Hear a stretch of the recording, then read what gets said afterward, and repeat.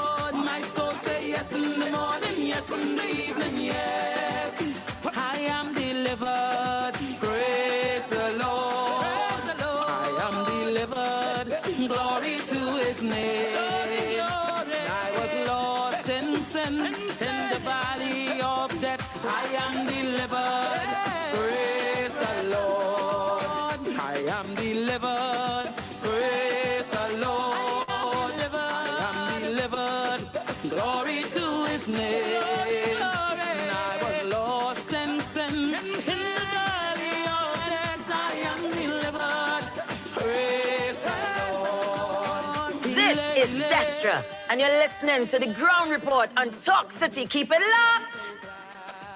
Bang, bang, bang, bang, bang, bang, bang, bang, bang, bang, bang,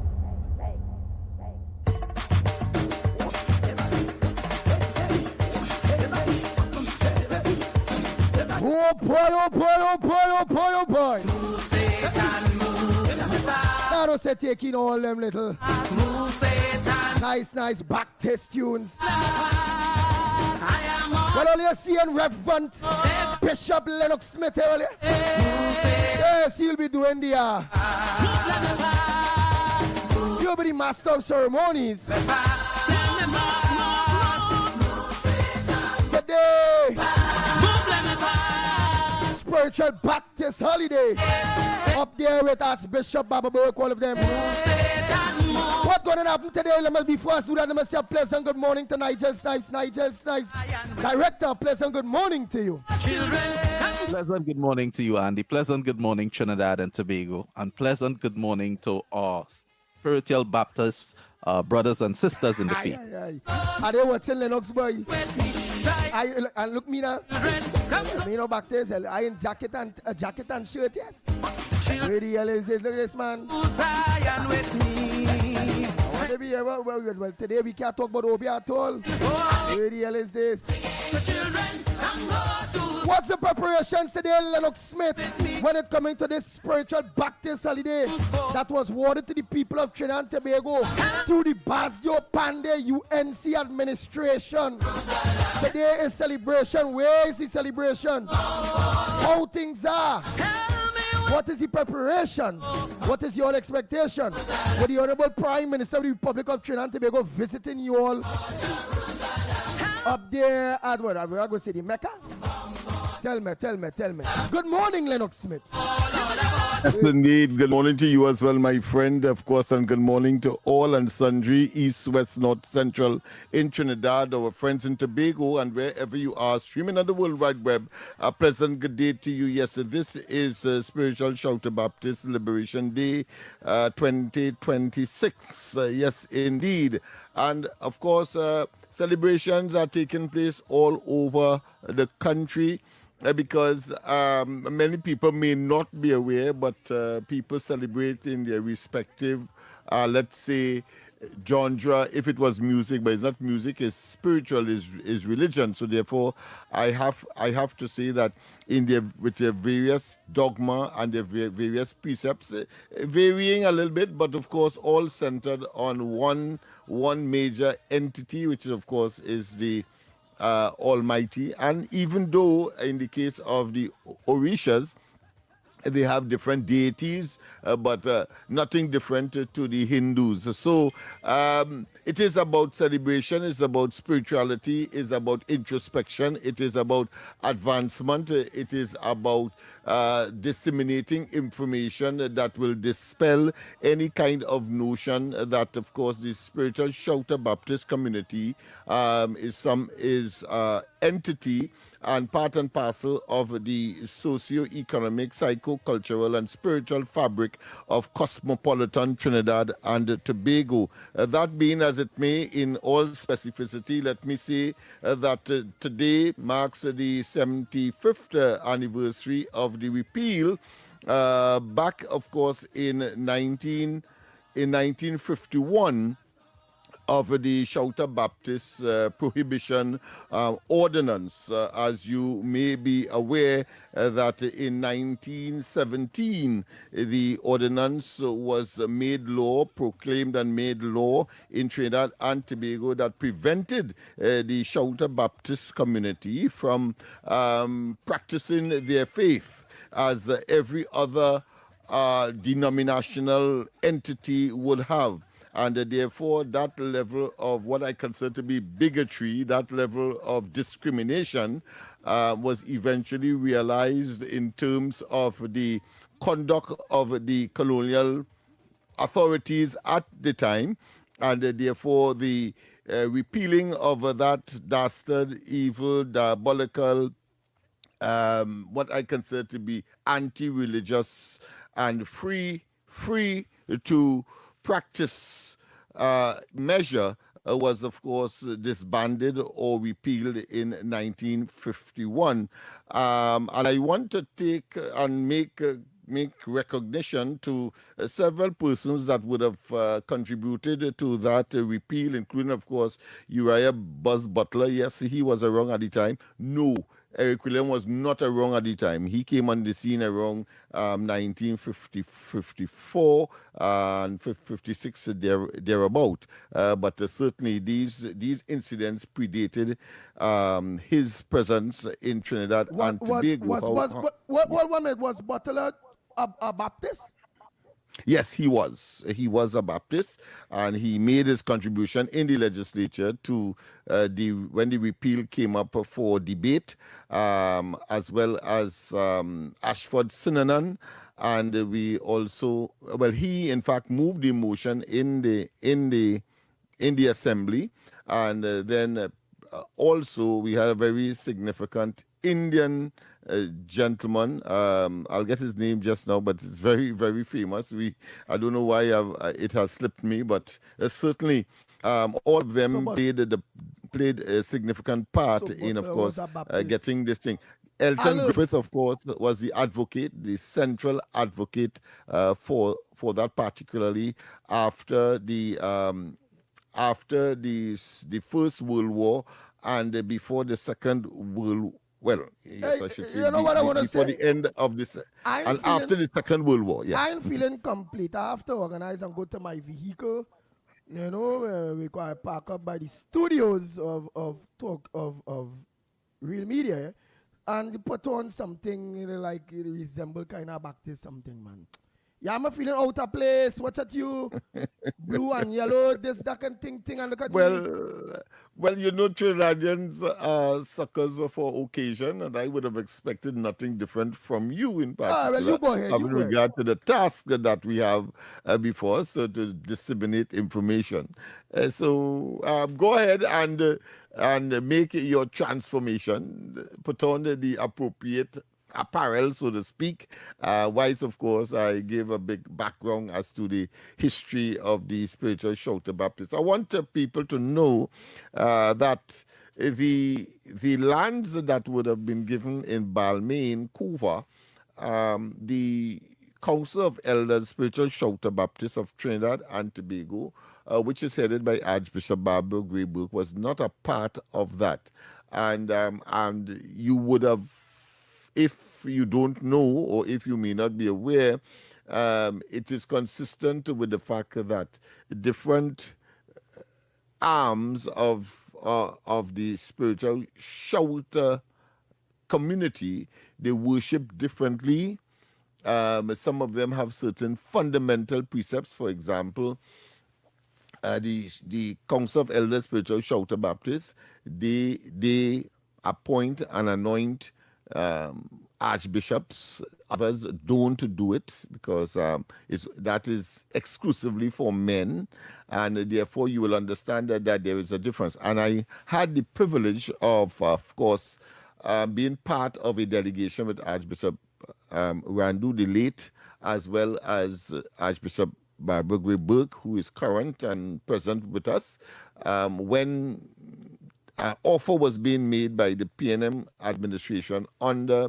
Patrick Manning, the late Patrick Manning, and we were at pains to let him know that there is a dichotomy, there is a difference, and therefore it spans how we celebrate, how we worship, and therefore to have a single cathedral is a misnomer and is an injustice to the faith. I think coming out of that, it was understood that there are differences, and I want to tell people that differences doesn't mean that there is fraction or that it has brought friction, and therefore the fact of the matter is that there is, of course, unity in diversity.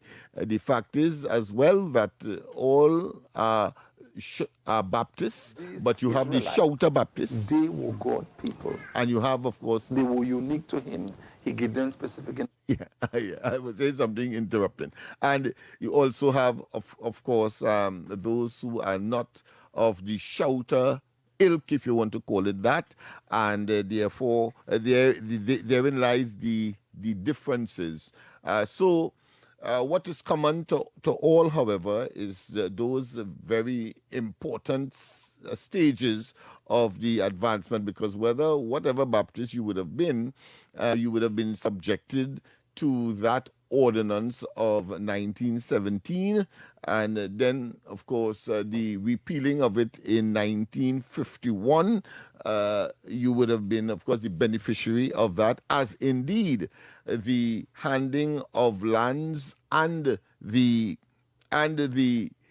initiation of the holiday under the Basdio Pandey UNC administration in 1996, which of course gave at least 5 groups lands of 5 acres each, including, of course, what we consider to be a common area and it is now called, of course, the Empowerment Hall, administered by the Council of Elders Spiritual Shouter Baptist, which of course is led by Archbishop Episcopus Barbara Gray Burke. So I thought I should give you a background because from time to time we seem not to understand because of the lack of information or education.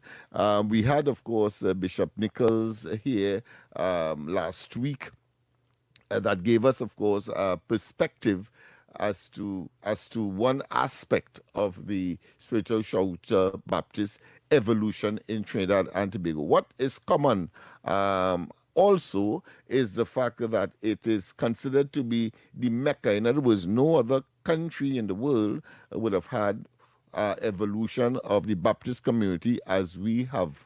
And therefore, what we try to do in the context of the Council of Elders is to reinforce that so that persons would look forward to this particular holiday, and they will come from up the islands, and they will come from other countries. In fact, annually, a team from the United States will come, 2 or 3 universities, in fact, to study the religion, the history of it, etc. I would normally have the opportunity as the master of ceremonies over the years to, of course, guide them and to deliver certain pieces of information. But the entire exercise of worship, and between 10 o'clock this morning and 5 o'clock this evening, people would have gotten their fill, of course, both in terms of praises, in terms of the practices, and of course, it culminates usually in the offering of food or gifts to the various should I say, deity, if you want to call it that, but with a lot of song and shouting and dumption and all of the people catching power, as some may say, and of course, in general, it's a wonderful experience. And I would invite all and sundry. I would invite every single Trinbagonian, regardless of your spiritual preference, to just come and observe. It will be, I'm sure, a very enlightening exercise when you would have completed the entire observation that you would have made on this day, marking, of course, the 75th, as I said, anniversary of the repeal of the Shouter Baptist Prohibition Ordinance back in, of course, 1917. So that is where we are in terms of that. What to expect today? Well, as I said, all over the country in the respective churches and the respective gatherings, the celebration of today, very, very significant. And we were very pleased because the Council of Elders, the Spiritual Shouter Baptist of Trinidad and Tobago, our focus, and notice I say our focus, so I'm part and parcel of it. In fact, I'm one of the directors on the school board, and I can tell you that the St. Barbara's Primary School, which was, of course, initiated by the Basdio UNC administration, Basdio Pandey UNC administration. And prior to that, there is, of course, a early child care center as well on the lands that was given simultaneously with the holidays. Well, you would have noticed that our focus is education, and therefore education and health, in fact. And it is no surprise to us that the Honorable Prime Minister, not only we expect that she will pay a visit at the Empowerment Hall at Maloney, where we are located and centered, but also, I think, make the formal announcement with respect to the construction of a secondary school for the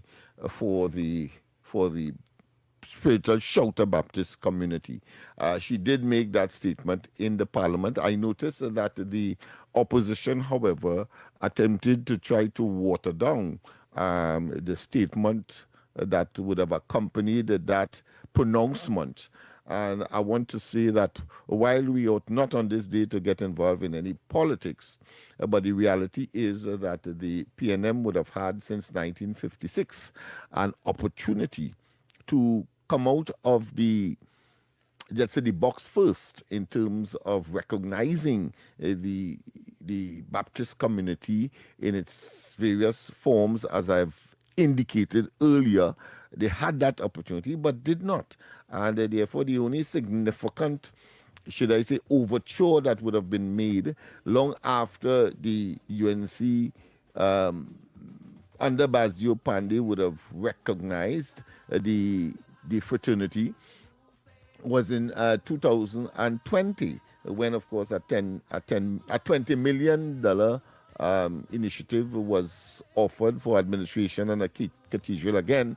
But as I said earlier, there cannot be one cathedral because certain arms of the Baptist community worship differently, and therefore it is like oil and water in those circumstances. We have been at pains to get that into the heads of the administrators over the years, and the PNM continued to make that kind of folly in terms of assuming that they could do something to bring everybody together. It cannot, because they worship differently. But go ahead, Andy, you may have a question to ask me at this stage.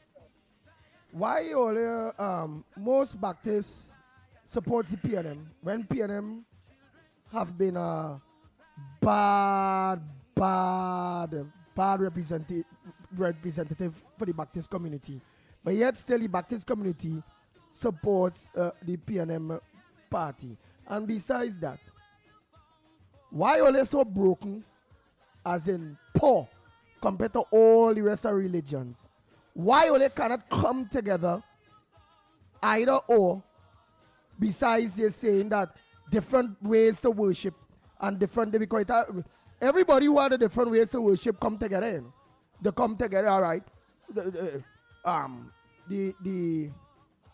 Jehovah Witness them have a different way, but all of them come together under one umbrella. This next the Pentecostals and them, every Pentecostal pastor them had a different way, but at the end of the day, they have been striving and handling the stories. All the Hindus and the Hindus had a different way. It's not only the Mahasabha. It have out there when it comes to celebration, it have other arms of the Hindu religion. And at the end of the day, them seeing the way and them have them. Why the Baptists just always remain poor and broken so and under the, and love PNM? I don't know, just ask him. All right. Well, I think the last part of it is very easy to answer, but let me just put what you're saying in another perspective. Would you expect, for example, the Jehovah Witness to be very handsy-pantsy, let's say, with the Catholics or with the same Pentecostal? I'm making the point. Right, so there and will I'm be telling you, that's a clear distinction. But just now, let me go with the broken part. No, before the broken, but look at telling you there, it's two different things. Because at the end of the day, the Jehovah Witness and them still together under their faith. I not expecting them to go with the Pentecostal. All right, beautiful, right. Strives so better than all Well, you're reinforcing the point I am making, right, that it's chalk and cheese. But within there, like take for instance 7 days, when the Davidian in I think it's Crash in Texas, when he burned down the place and so on, and everybody said that the world was coming to an end and so on. That's a kind of 7 days because they worship or they recognize Saturday as a day of rest, but they worship differently, and that's the point I am making. And I just did the chalk and cheese scenario or the oil and water scenario merely to emphasize that they're different. Now when coming together, all Baptists would benefit from the holiday.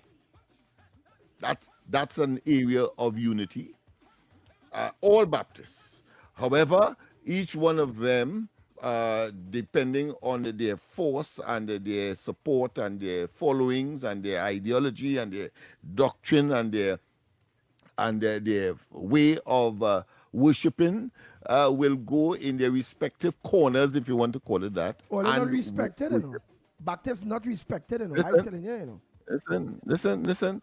But the commonality, again, what we share, all the Baptists, because you talked about why they're poor, is because nobody else, let me repeat, no other religion has been subjected to the divesting or the forceful taking away of their faith and their practice. Who is to say that if that historical blot did not occur, where the Baptist community would have been today? Who is to say that? And it is. Yeah, but what's stopping them from doing this?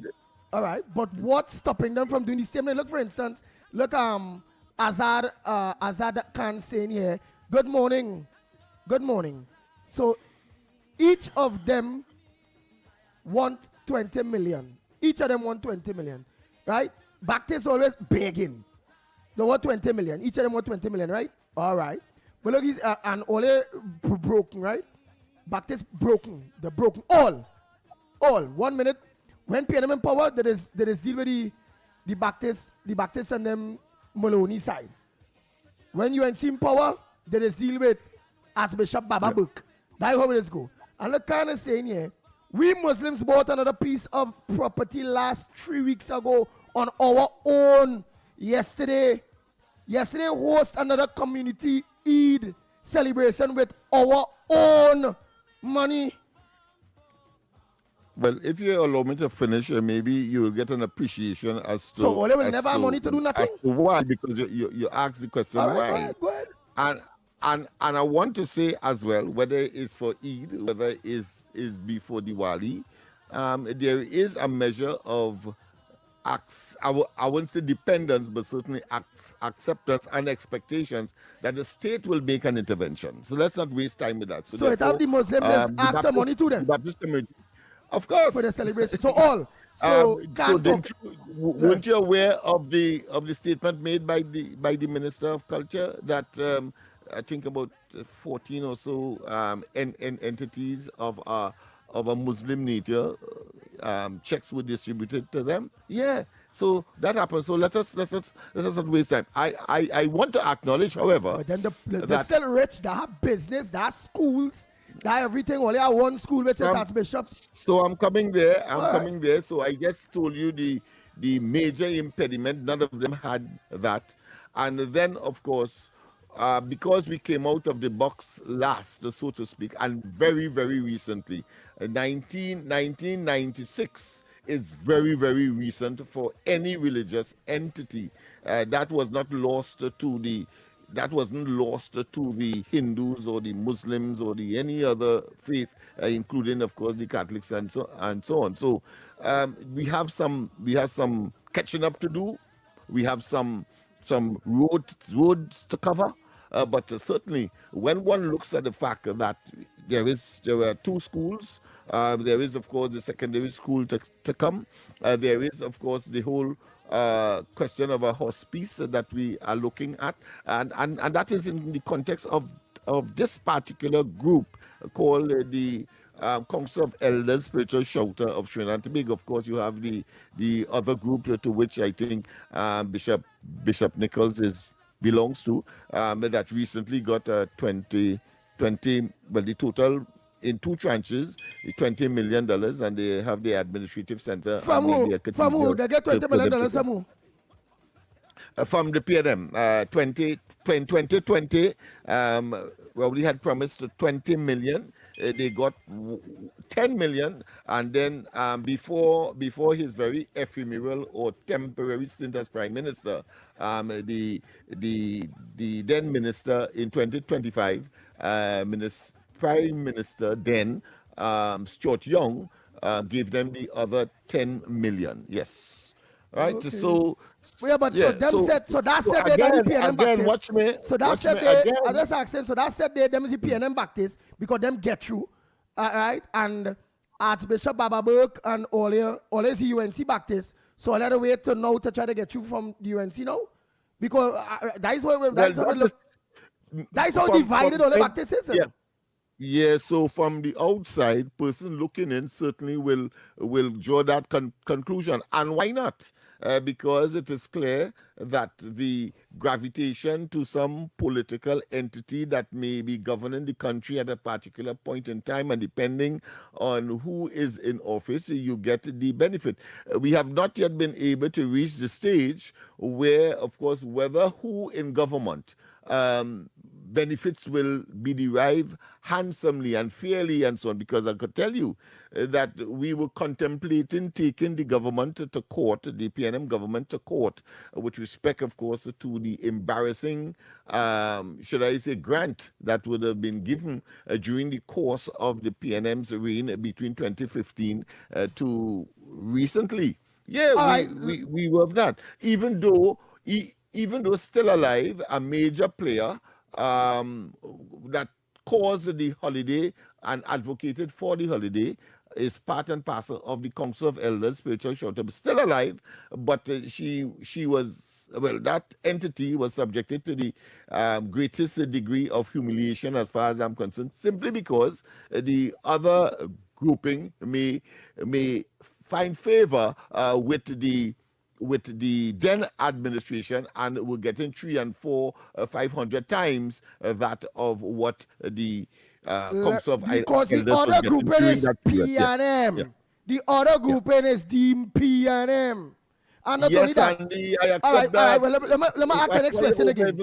Let me ask the next good question again. All right, the other grouping, them organize and them end up getting through with 20 million. 10 first, and then they come and get 10 with Stuart Young. Yeah. All your grouping get you with a school, all you get you with holiday, millions spent. Right. Now for let them move forward. That group and all the group. How will they don't have money to move forward? And why will they come organize and come together with all the because they have all these Baptists where they come together and pool the money to do something and do something for you. Build all the next school, or build all the next church, or build this or build that. Why the government had to come to do all the things still? Some students learn faster than others, and some unfortunately slower. I just told you as to why there would be a difference in approaches because of the way that the history has evolved. Just as is it to say that all Hindu small groups are very wealthy? I would hazard a guess that that is not the case. Right, as is the but case they just find the money. They just find the money. Right. Do cake sale. Do without a do. Yes, and that is happening. That has been happening. If you go to the empowerment hall, you would see that it was just land. Now there is a building. You would see, of course, a hospice is being constructed, and that has nothing to do with government. It has to do with a vision and a mission to assist and to develop our own kind within the religion. And you would see a lot of persons now who are entering professions, for example, and that is what it's all about. The education focus or thrust of the elders is to make sure we have the doctors, the lawyers, and all of the various professions, including, of course, vocational skills, manifest. But as I say, it is a human situation, and it is very recent, because if you only got a Philip in 1996, that is a short space of time. That's what, just over 40 years or thereabout. So let's take time. But clearly there is a vision, there is a direction. I just explained to you. And a fellow like me involved, you must know that that is where we are going. But it will take time, just as how the others were able, of course, to come out the box before us because they were not subjected for 34 years to a prohibition between 1917 and 1951. 34 years. You have stymied, so you have to reconstitute, you have to share the vision again, and all of that with persons who may have institutional knowledge, institutional history, institutional know-how to start all over again. So I will not discount the Shouter Baptists or the spiritual Shouter Baptists, the Baptist community in general. And there are other Baptists, like the Hockett Baptists and those who came as a consequence of the 1812 war. The 1812 war, where you have, of course, all these Baptists near Moruga and so on, and they have well-established physical and other amenities. Yeah, I believe that you all are broken, you all are not respected, and it's not going to happen no time because you all are very, very disunited. Because, for example, look, that part of the Baptists under the PNM was getting all kind of things. That part of the Baptists see their own Baptist brother and sister on that side. Again, nothing. That part who are the influence over the PNM say they love God and God and God and God. And when God's supposed to be a united God, never talk for the next part of the Baptists where they don't get nothing under the PN. They don't talk for each other. Right? When your part, which is with Archbishop Baba Burke and them, if that part of the Baptists get an advantage, she might talk up for them still. She might still talk for them still.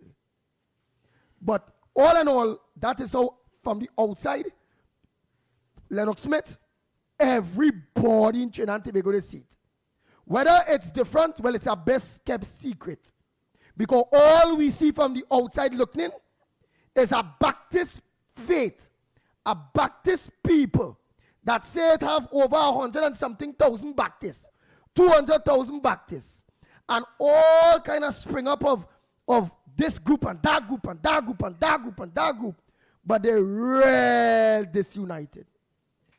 That is how we just see it. Watching from the outside looking in, we just see that the Hindus united.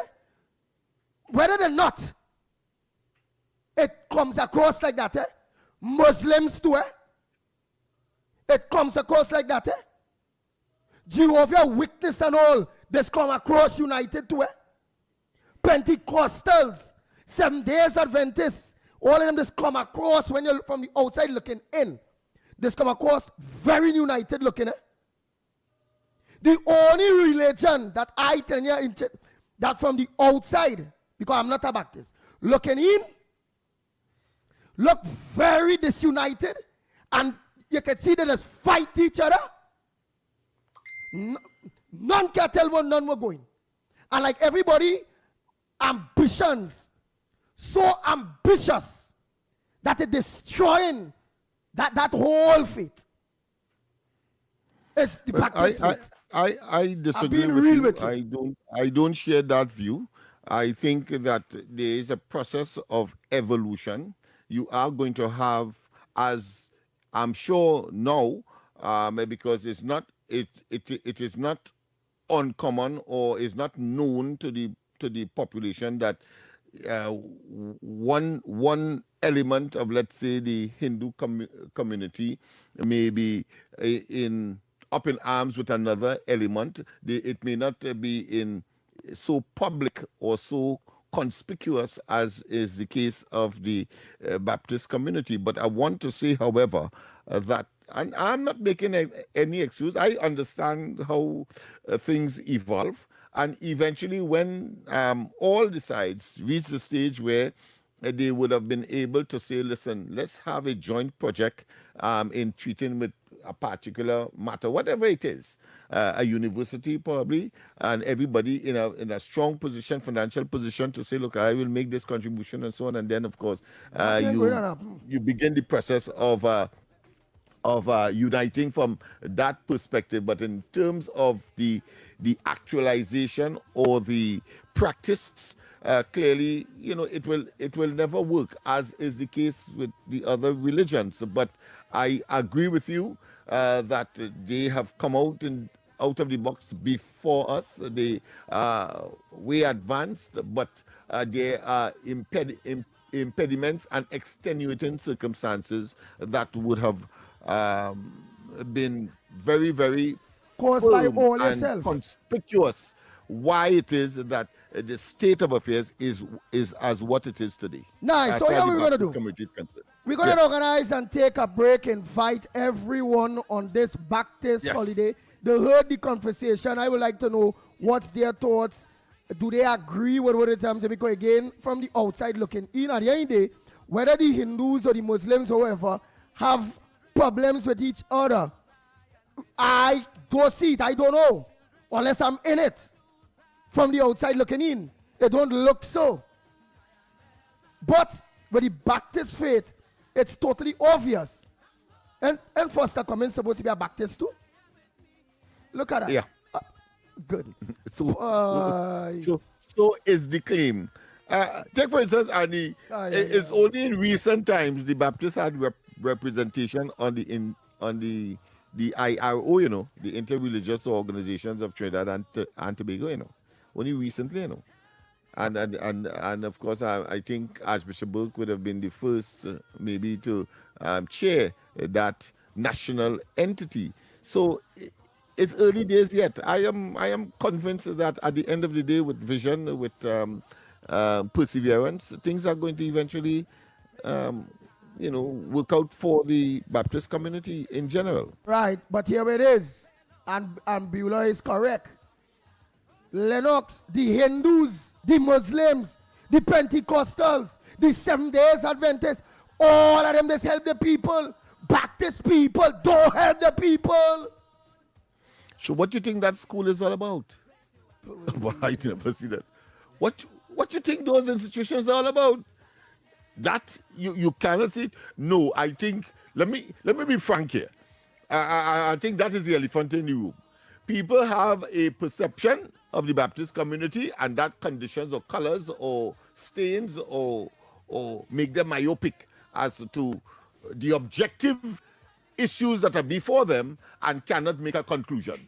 Come on, let's not waste time. What you think that school is about? The school is about Archbishop Burke children. It is about and recognizing that the Baptist community need education, and they therefore the people with the vision, the leaders and so on, have decided, of course, to take that path. And here it is, you have a secondary school, and before you sing praises and joy, because that means that we are talking about the lawyers and the doctors and all of the professions, including, of course, the vocationers that will now emerge out of those institutions. Why can't people see that? And that is why I'm saying that they come into the discussion with their own myopic views about the African community, or should I say the Baptist community in this case, not recognizing all of these pillars means that those who are practitioners, non-practitioners, are Africans, etc., will now be a beneficiary because we have our own institutions. And I can prove that to you. All right, because I can tell you something is one of those institutions that recently, because it exists, was able, of course, to generate opportunities for young people because they have a certificate in their hand. Otherwise, not even Serval would have been able to give them that. All right, well, look, I'm going to give a good example again, a very good example again. At the end of the day, them Hindus and them want to go to the Hindu schools. Their parents sending them Muslims and them going to the Asras and the this and the that and whatever, and their parents sending them. How many people, parents, there's one to send over, and their own Baptists. How much Baptist parents that are in the Baptist faith sending their Baptist children to the Baptist school? Them Baptist people sending their children to the Hindu schools and Muslim schools and all them as schools still because they recognize that those schools. If what you're saying is so, Andy, if what you're saying is so, then the oversubscription of the primary school right in Maloney Day ought not to be then. If what you're saying is so, I could only say that if the school could hold 200 students and it's 200 there, I have a difficulty with what you're saying. Okay. Here it is. Let me take that break and come back now. We have to invite people to this conversation, right? Oh, yes, indeed. Yes, indeed. Yeah. TNTech wants you to fly safe. While enjoying this kite flying season, remember, kites touching power lines can cause power outages. You could also be electrocuted. For safe kite flying, fly kites in open fields, away from streets, highways, power lines, electrical installations, and equipment. Use dry string, never wire. Don't remove kites that are entangled on poles or power lines. Don't fly kites in wet weather. Wet strings conduct electricity. TNTech, the power to make it work. Your news, anytime, anywhere. TTT News brings you the facts that matter most. On air and online. More ways to stay informed. TTT News covers the stories that matter. Join us nightly at 7. TTT News. Committed, accurate, relevant. Today we pause to honor strength, faith, and resilience as we celebrate Spiritual Baptist Liberation Day. On this day, we recognize the journey of the Spiritual Baptist community whose right to worship was once restricted, but whose spirit could never be silenced. Their liberation in 1951 stands as a powerful reminder of perseverance, identity, and cultural pride. From all of us here at Talk City 91.1 FM, we extend heartfelt greetings to the Spiritual Baptist community and to all citizens of Trinidad and Tobago. May this day inspire reflection, unity, and continued respect for the traditions that shape who we are as a people. Happy Spiritual Baptist Liberation Day. Stay right here, but I'm catching the power. Feeling the beat and I'm catching the power. Talk City 91.1. Thought-provoking conversations, bold perspectives, voices you trust. Talk City 91.1, bigger, bolder, and more powerful than ever before. Yes, Talk City 91.1 FM. A brand new era of talk radio is here. With voices you know, trust, and respect. Get ready for an all-new lineup of the very best in talk. Andy Williams, Lennox Smith, Stephen Reese, Mr. X, Derek Charbodi, Roland Stewart, Sharon Farfan, Sudath Prasad, Heavy Duty, Alex Asing, Karen Francisco, Jerry Lean Lewis, Short Pants, and more of the voices shaping the national conversation. From hard-hitting current affairs to real community issues, culture, politics, social development, and the stories that matter most to you. This is where Trinidad and Tobago comes to talk. It's all good right here on Talk City 91.1, where we're going to give you something new, something hot every day, Monday to Friday. Listen on 91.1 FM and connect on Facebook, YouTube, and TikTok. Talk City 91.1. Your city, your voice. Any views or opinions expressed on the Ground Report are solely those of the hosts and callers and do not represent the views, policies, or official position of Talk City 91.1, its management, or affiliates. This is Destra, and you're listening to the Ground Report on Talk City. Keep it locked. The Ground Report with Andy Williams and Lennox Smith. Oh boy, oh boy, oh boy. We are back, we are back, we are back. On this Monday edition of the Ground Report, on this public holiday, which is known as the Spiritual Baptist Revelation Holiday. Oh boy. Well, you know, I here was the next thing I watch. But, let me see. I know the director is a Baptist. He hearing me talking about his faith, stating the perceptions that people have out there. Obviously, for he not to be saying anything, it had to be that he agree. Because how many people too, children running to go back to school? Then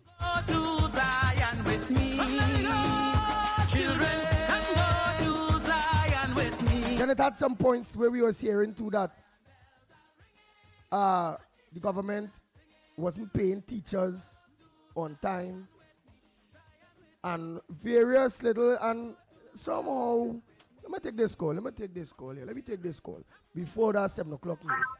Go ahead, caller. I don't know.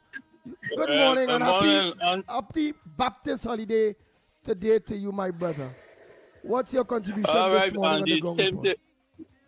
All right, I've been listening to your talk, conversation, and words. I listen where you say you're going and change your clothes and come back. And I see that you come back with the code. The yellow is the code. And you look refreshing. But one thing, Andy, it seems as though you are very young and you will know about this. Eric William was put there by the Queen and them to do their work and to continue treating people like the blacks in disdain, because in those days, the Baptists and them had no way to worship. They used to be under the gallery in Business Place, ringing the bell and carrying on their service and things. And there's people like Eric William and them, the PNM, that keep down the Baptist community. You understand? But I heard the Hindu religion too used to be under cowshed and handle the stories and they go from strength to strength the same way. Well, they separate the thing by bringing politics into it and believing that they are the only black party in Trinidad and Tobago. And that is why it takes a UNC government now to give them what they deserve and what they was fighting for since 1917 and 37 and 34 coming on the road. Are the Baptist Faith united? Are the Baptist Faith united in your book? Do they come across united? Well, it will have thing because all of them are together. It have separation. It have thing. You know, it have Chinese Baptists too.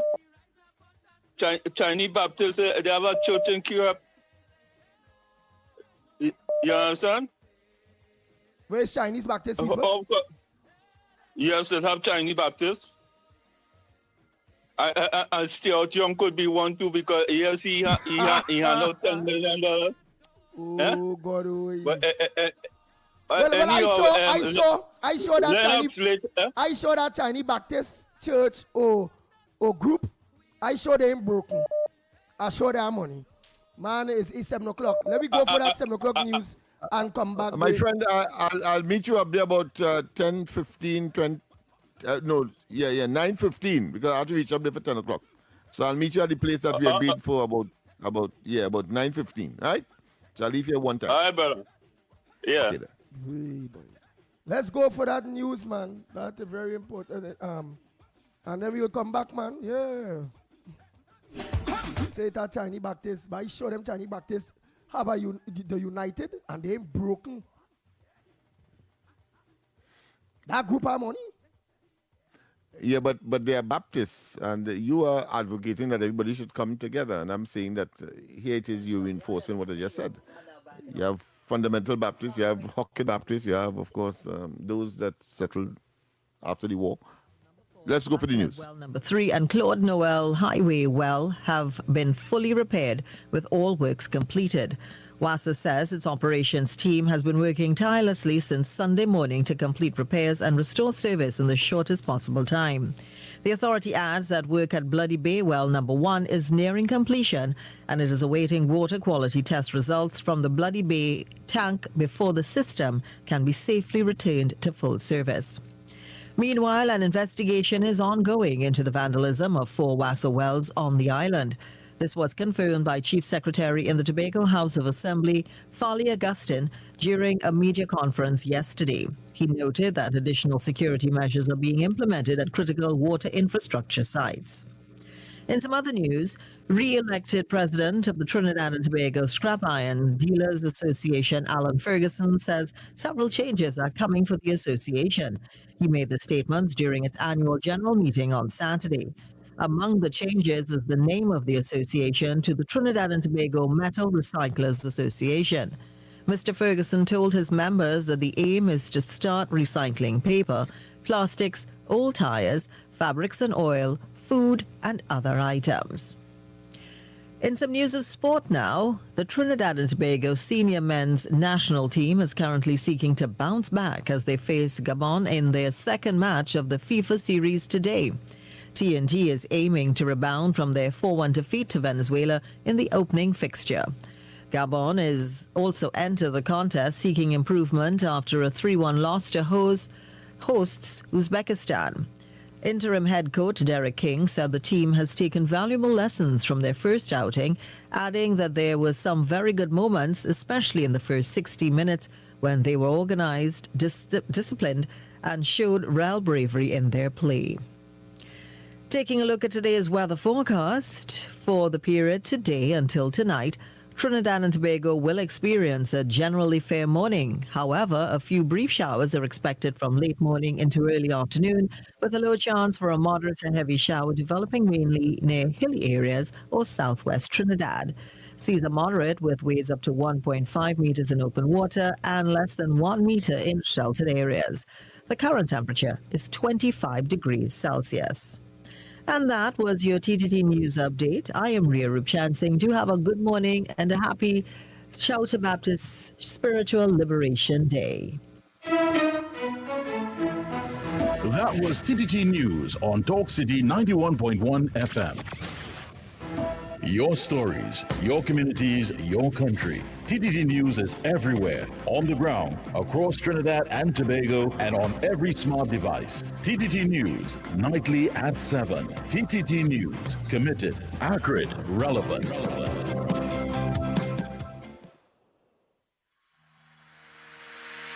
Every morning begins with a story. The headlines you need. The voices you trust. The conversations shaping our nation. Welcome to Trinidad and Tobago Today, where your day starts informed and inspired. News that matters to you. Conversations that spark new ideas. Stories that move Trinidad and Tobago forward. Tune in weekdays, Monday to Friday at 6 a.m. or join the conversation on any smart device at TNT Today Show. Trinidad and Tobago Today. Start here, exclusively on TTT. Today we pause to honor strength, faith, and resilience as we celebrate Spiritual Baptist Liberation Day. On this day, we recognize the journey of the Spiritual Baptist community whose right to worship was once restricted, but whose spirit could never be silenced. Their liberation in 1951 stands as a powerful reminder of perseverance, identity, and cultural pride. From all of us here at Talk City 91.1 FM, we extend heartfelt greetings to the Spiritual Baptist community and to all citizens of Trinidad and Tobago. May this day inspire reflection, unity, and continued respect for the traditions that shape who we are as a people. Happy Spiritual Baptist Liberation Day. This is Destra, and you're listening to the Ground Report on Talk City. Keep it locked. Bang, bang, bang, bang, bang, bang, bang, bang. The Ground Report with Andy Williams and Lennox Smith.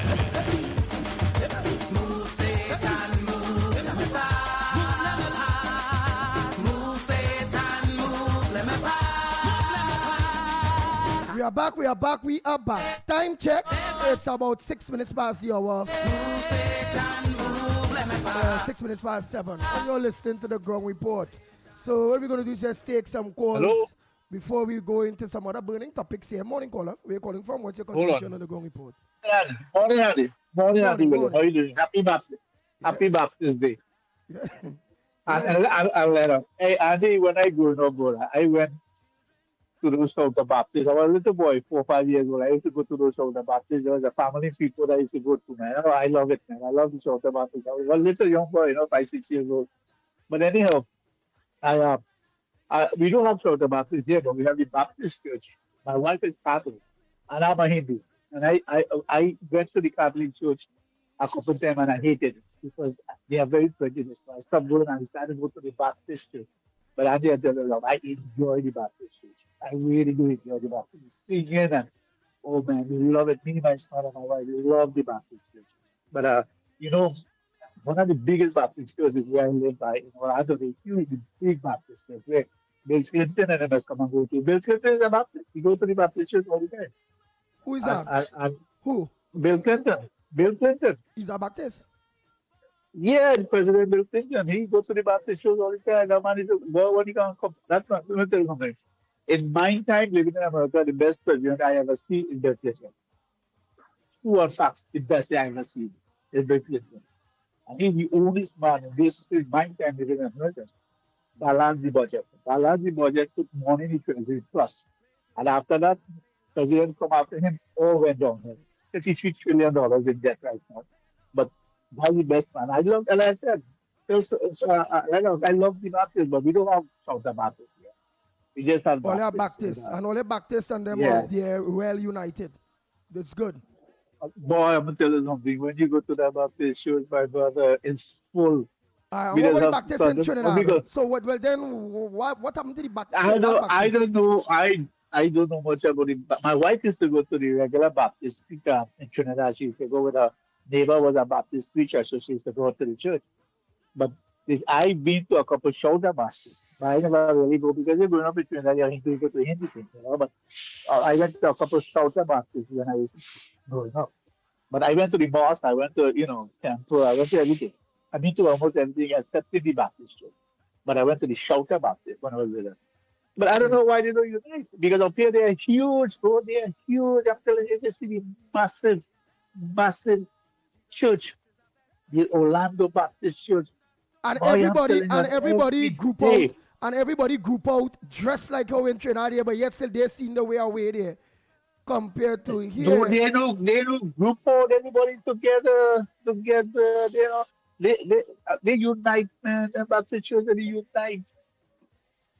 I'm telling you, I'm using one of the best hospitals in Orlando, in Boston, where I go to school in college in Boston for 16, 17 years. I live up there. One of the best hospitals is the Baptist Hospital. We call them different. And the next hospital was which I've been to. My mom did a triple bypass in the hospital. It's the Jewish hospital, some of the best hospitals when I Boston, best. But they unite.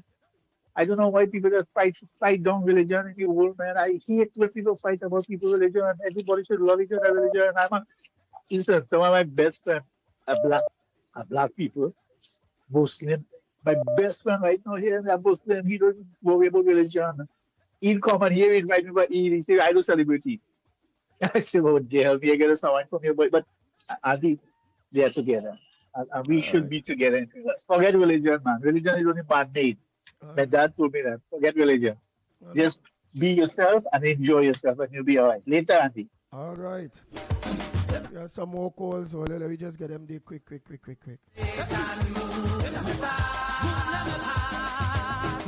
Go ahead, caller. Morning. Happy holidays. See you. What's your contribution on the Gong Report this morning? Blessed morning, Mikey, Lennox, and the people of radio. Happy Baptist Day. And they are no bell, they can ring a bell for me there. Oh, you want me ring a bell? And I was talking about the Baptist faith is one of the most broken faith. But the PNM run this country for donkeys and literally they're saying this, quote unquote, they're saying there's a black party. What they give the Baptist community? Then the Honorable Bazio Pandey give them a peace island and they solidarity. Who give them the solidarity? Not Bazio Pandey.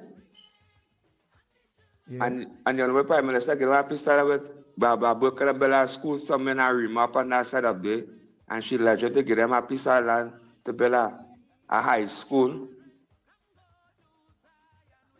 So and they that's it, Belly. We go take it lightly because we celebrating the Baptist community. Because right now, my girl, she's strong in the Baptist faith. So she going out there and ring some bell and still we're going on with the Baptist. And I like the color you have on this morning and the yellow man. Yellow is the code. But and I hear the Honorable Prime Minister in the Parliament. She make her speech. Like she's a realist and she see what she had to say in the Parliament. You know, that's what she's trying to say. Look, no matter what they call she, they can call she this, they can call she that. She's an Indian lady. She represents she people and them. And that's what we have to do. We have to be proud of who we is and try to help with black brothers and sisters here in the day. Because you see them coming here, probably plan them, As a black man or something, he feel better than the next black man looking at spit on him. And not try to flip him and try to help him out. Something wrong with we people and them. So Lennox, when they go to church this morning and ringing a bell, don't forget your black brothers and sisters out there who crying out in the wilderness. Bless. I certainly will not. We have some calls on this side as well. Good morning. Good morning. Lotem? Go ahead. Good morning. Welcome. Yes, Andy. Good morning. Good morning, Lennox. Good morning. And good morning to all your team. I want to send a shout out to the Baptist community. Happy Liberation Day. And I want to congratulate the Prime Minister. The Prime Minister is a boss. The Prime Minister has presented that. Just can imagine seeing Parliament and see make a statement concerning the secondary school for the Baptist community. Boy, man, that brings a real say about education in this country, boy. Just saying you born in a religious function to talk politics and talk about Bill and all kind of things. The guys have a place and it's a place to talk and not to talk. Kenny and them sick. Have a blessed morning. Okay, thank you very much. And then I also seen you online here, which I believe, which is Anthony. Anthony Ford is saying that Andy, politics is the division between the Baptist religion here. Sad, but that's a reality. So the Baptists here in Trinidad is not united. Hopefully they will catch itself, but politics, just like how politics mash up Calypso. We have a caller, Andy. Go ahead. Welcome, caller. Good morning. Good morning. Mr. Lennox. Yes, good morning. Yeah. And good morning to Mr. Andy Williams and Mikey. I listen to your program every morning. Mr. Lennox, you know me. But I want to ask you a question. I'm in my late 90s. And I have heard all names called in the Baptist religion, Outer Baptist religion, but I have never heard Taffy being mentioned. I want to know why. because I know he had a church in Laventille Hills. Whose name? Whose name you have not heard? Beg your pardon? Whose name you have not heard? Taffy was the leader of the Shouter Baptist. I told you I'm in my late 90s. Yes, okay. And Taffy had a church on Laventille by where Auntie Clarice Horner is there. And I have never heard his name mentioned. Taffy, I remember police used to raid him at corners. Yeah. So can you tell me something why he is not Did you say mentioned the police at used to all? raid him? Raid the church? Yeah, They used to yeah. raid them Because when they if preach she's on in the the road. 90s, then she would have been close to when things were not as nice for the Baptist community to worship. Well, I don't know, but I'm sure that if we do as a prudent investigation, I'm sure people from around that specific community may well be, but I don't know, and I've not heard that name, regularly mentioned, like Mother Clarice and a number of other what I consider be stalwarts. So, He had but a thank you church for on bringing the that hill, to the fore. Laventille, by where Auntie Clarice is there. Okay. You All had a right. church where? I will do some investigation. And I will speak to you later on. You Okay know who then. I am. Yes. You need a connection. Yes. All right. So. Wow. Wow. Let's continue. I'm seeing here, Trinidad and Tobago, what's on your front burner? Don't forget, let us know. What's on your front burner?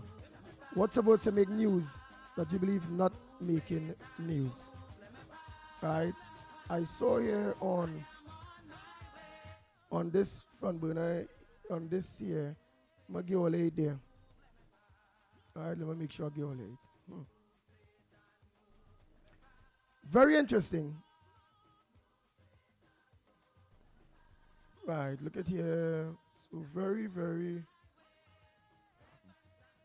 very interesting. Right. CCN TV6, Trinidad and Tobago, 1 day ago. Multiple sources close to Guerra, along with senior police officers, familiar with the investigations, confirmed to the Sunday Express last week that the killing bore all the hallmarks of a paid hit. Investigators are now zeroing in on what they believe is a key motive of a bitter fallout over the land purchase, over a land purchase. Betrayed and targeted, that's the headline as they know. Associates linked to $600,000 Guerra hit. What's your thoughts, Lennox? Maybe I could read in template. Yeah, I read it. I read it, and of course, it's a $21 million land deal that is being alleged. He might have absconded, for want of a better term, but he outsmarted, in other words, somebody. And of course, they are saying that that somebody that was outsmarted decided, of course, to put a hit of to the point of $600,000, and that caused the demise of Mr. Guerra, the late Guerra. Of course, there are two other what I consider to be conspiracies. Yeah, two other conspiracies. One, the other two relates to something from inside the prison, and then there's another one with respect to some family dispute, but of a business nature. Another person that might have been outsmarted, to use a local colloquial expression. Hold on, because that land. So these conspiracies are coming. But we said we'd wait for when all these things arrive so that we can make a conclusion. But what we realize now, generally, is about some business deal that went sour. Because I know the land. You and all know that land. That the grade down there on the Toko Main Road, there on the left hand side, if you're going to Toko, to build commercial hub and apartments and all them things. But listen, let me just play this. In the back, yeah. Yeah, hold on. A bitter fallout over a $21 million land deal is said to have led to a $600,000 contract to execute businessman Danny Guerra. Guerra, 50, was gunned down on March 13th outside his DG Homes office in Sangre Grande. At the heart of the hit is a disputed parcel of land near Perry Junction, just beyond a sawmill along the Toco Main Road, Sangre Grande. Sources say the vision was clear: commercial development in the front, residential housing to the rear. The deal was brokered by one man, financed by Guerra, and ultimately taken over by him without consultation. That decision may have set everything in motion. He handled everything behind the man's back and cut him out completely, one source said. From that point, it was war.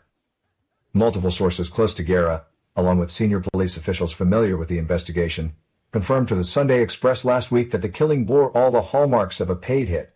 Investigators are now zeroing in on what they believe is a key motive: a bitter fallout over the land purchase. According to individuals with direct knowledge of the transaction, the deal was initially brokered by one of Guerra's business associates. However, tensions escalated after Guerra allegedly took full control of the acquisition. It appeared that Danny paid for the land and then moved ahead without him. Guerra's business associate cleared it, started development, and completely cut him out, one source said, speaking on condition of anonymity. After that, everything went left. It became war. Investigators believe the disgruntled associate, said to have had detailed knowledge of Guerra's daily movements, may have played a critical role in facilitating the hit by providing intelligence to the gunman. The attackers are believed to have tracked Guerra's movements for several days before carrying out the hit. On the morning of his death, sources say Guerra had earlier traveled to Port of Spain, where he visited the U.S. Embassy, either to apply for or collect a visa before returning to Sangre Grande. He had plans to leave the country, and certain people knew that, a source said. When he got back to Sangre Grande, he switched vehicles, something he had been doing regularly since his release from detention under the Sioux. The car he was in when he was killed belonged to a worker. Contacted for confirmation on whether Guerra had visited the U.S. Embassy in Port of Spain, a spokesperson at the embassy said U.S. visa information is confidential. Gang connection. After the fallout over the land deal, investigators believe the aggrieved associate may have enlisted the services of a known member of the Anybody Gets It, ABG, gang based in Valencia. That individual is believed to have been the first to exit the Tita and open fire on Guerra, a police source said. Authorities have withheld the suspect's alias due to the ongoing investigation. Intelligence sources also theorized that the killing may have served a dual purpose. Guerra was believed to have financed elements of the resistance gang in Sangre Grande and had close family ties to the group. The ABG gang, long at odds with their rivals, may have seized the opportunity to eliminate him. The gangs have been in conflict for some time, a senior officer explained. Removing Guerra not only settles a personal dispute but weakens a network tied to their enemies. Plans for the disputed property reportedly included a large commercial complex along the front of the Toco Main Road, with housing earmarked for the rear. While investigators are pursuing several other possible motives, police sources say these are increasingly being viewed as distractions. Among them is an earlier dispute involving a man known to police from South Trinidad, whose excavator was destroyed following a heated confrontation with Guerra. Although speculation linked Guerra to the incident, investigators say that has gained little traction. Another line of inquiry suggested the hit. And then I will go now. It have another line of inquiry suggested that the hit may have been orchestrated from within the prison walls. Sources claim Guerra had previously paid $1 million to an associate of a known murder accused, with whom he had business ties. When further demands for money, when allegedly refused, tensions escalate. So when further demand for money, that was the prison link that I referred to earlier. Yeah. So it's about three different, what I consider the trifurcated reasons for the outcome. I suppose the investigators will have to pursue all of them and to see which one of them, by process of elimination. Why I went through this is to say, well, this have nothing to do with Sandy Grande and politics and supporting UNC and This has nothing to do with because people was alleging to that hit is government killing and all them kind of thing. And in fact, the article referred to that, but said that that one has been eliminated, that it could not have been politically aligned. So yes, you are quite right. But the article did exonerate the political aspect and possibility, because it will be for those who believe that they can get political mileage off of that aspect of it. The opposition, more specifically, they would want to focus there and hopefully manufacture as much as they can because of their, what I consider to be very fertile imaginations, to give the impression that they are politically viable. Right, but when you was watching, when this whole thing happened and start happening, all over social media, all over Trinidad and Tobago, most people believe that that was a political hit. Yeah. No, you're quite right. And so it is nice to see, but, we on the Ground Report, we are always very skeptical and meticulous, and will wait where there is blurriness. We will wait for evidence to emerge, and we are seeing that unfolding before our very eyes now. Right. So therefore, and we have eliminated, of course, that aspect of it, which would have been, the focal point would have been the apex of those who have that agenda. They would be focusing there, but of course we see that now has to be eliminated as quickly as possible. Yes, go ahead. Still down to PNM and all was pushing it in that type of direction. Anyhow, online here on YouTube, there was a call for the minister, even for the minister of one of the ministers of still Wayne Sturge, to resign because he said they called it, of course, he's the product of a poison fruit. Something of that nature. Look, Deep Study is asking, Andy, ask Orlando if Bill Clinton had a jersey like you and Lennox Smith. Laugh out loud. So meaning if Bill Clinton ever wear anything like us to symbolize dashiki type wear? Yeah. Well, whether he had it on or not, it is not about the wear, but it is about your heart. Look at the kind of question he asking. If Bill Clinton ever wear with me and Lennox wear, yes? And Bill Clinton is about your heart. Yeah, it's about what is in your head. It's what the intention is. All right? So not necessarily. Some people do it externally, and some people, of course, do it internally. Whichever way is a valid way, and you can't vex with people for that. That's their choice. That's their choice. Nice. I want to organize to go into the papers here again. Oh boy, what other headliners that we have here? Come on, I'm getting it here. But we had to throw out some of those things here to invite people into conversation. Not everyone wants to talk about the. We are 1 minute away from the break. So yeah, see if we get your act together. Yep. It's coming together. Oh boy. We are also seeing here.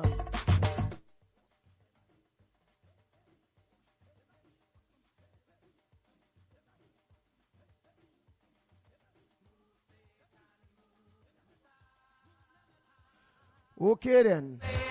The THA is saying THA condemns the sabotage of Tobago water system, saying it's domestic terrorism.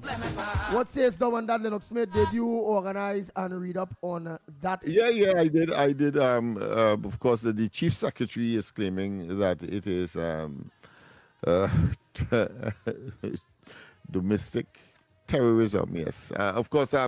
Three facilities, three water producing facilities in Tobago was sabotaged, was vandalized. Well, I wouldn't say vandalized. I don't think that would be a soft word, but of course, was sabotaged, and he is saying that is untenable, that is unacceptable, and therefore intensive investigation will take place. Of course, they have deployed security, extra security at these facilities to make sure, because I think quite a large section of the Tobago population is now without, well, I would assume a pipe-borne supply of water as a consequence of that action. And of course, he has made it very, very clear that this is domestic terrorism at its worst. So that's where we are.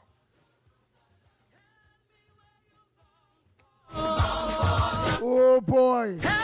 Dave Tanku is saying, well, over here when we don't read that too, Dave Tanku, the finance minister is saying it will take time, says Tanku. Promises the solution to VAT refunds issue. So real people having VAT refunds issue, real issues. And he is saying that it will just take time. Have you bounced up many people? Yeah, where there is a cash flow issue, clearly that is the consequence, or that's one of the consequences. I would want to, of course, link that to the go slow of nurses in the various health institutions over the weekend in particular.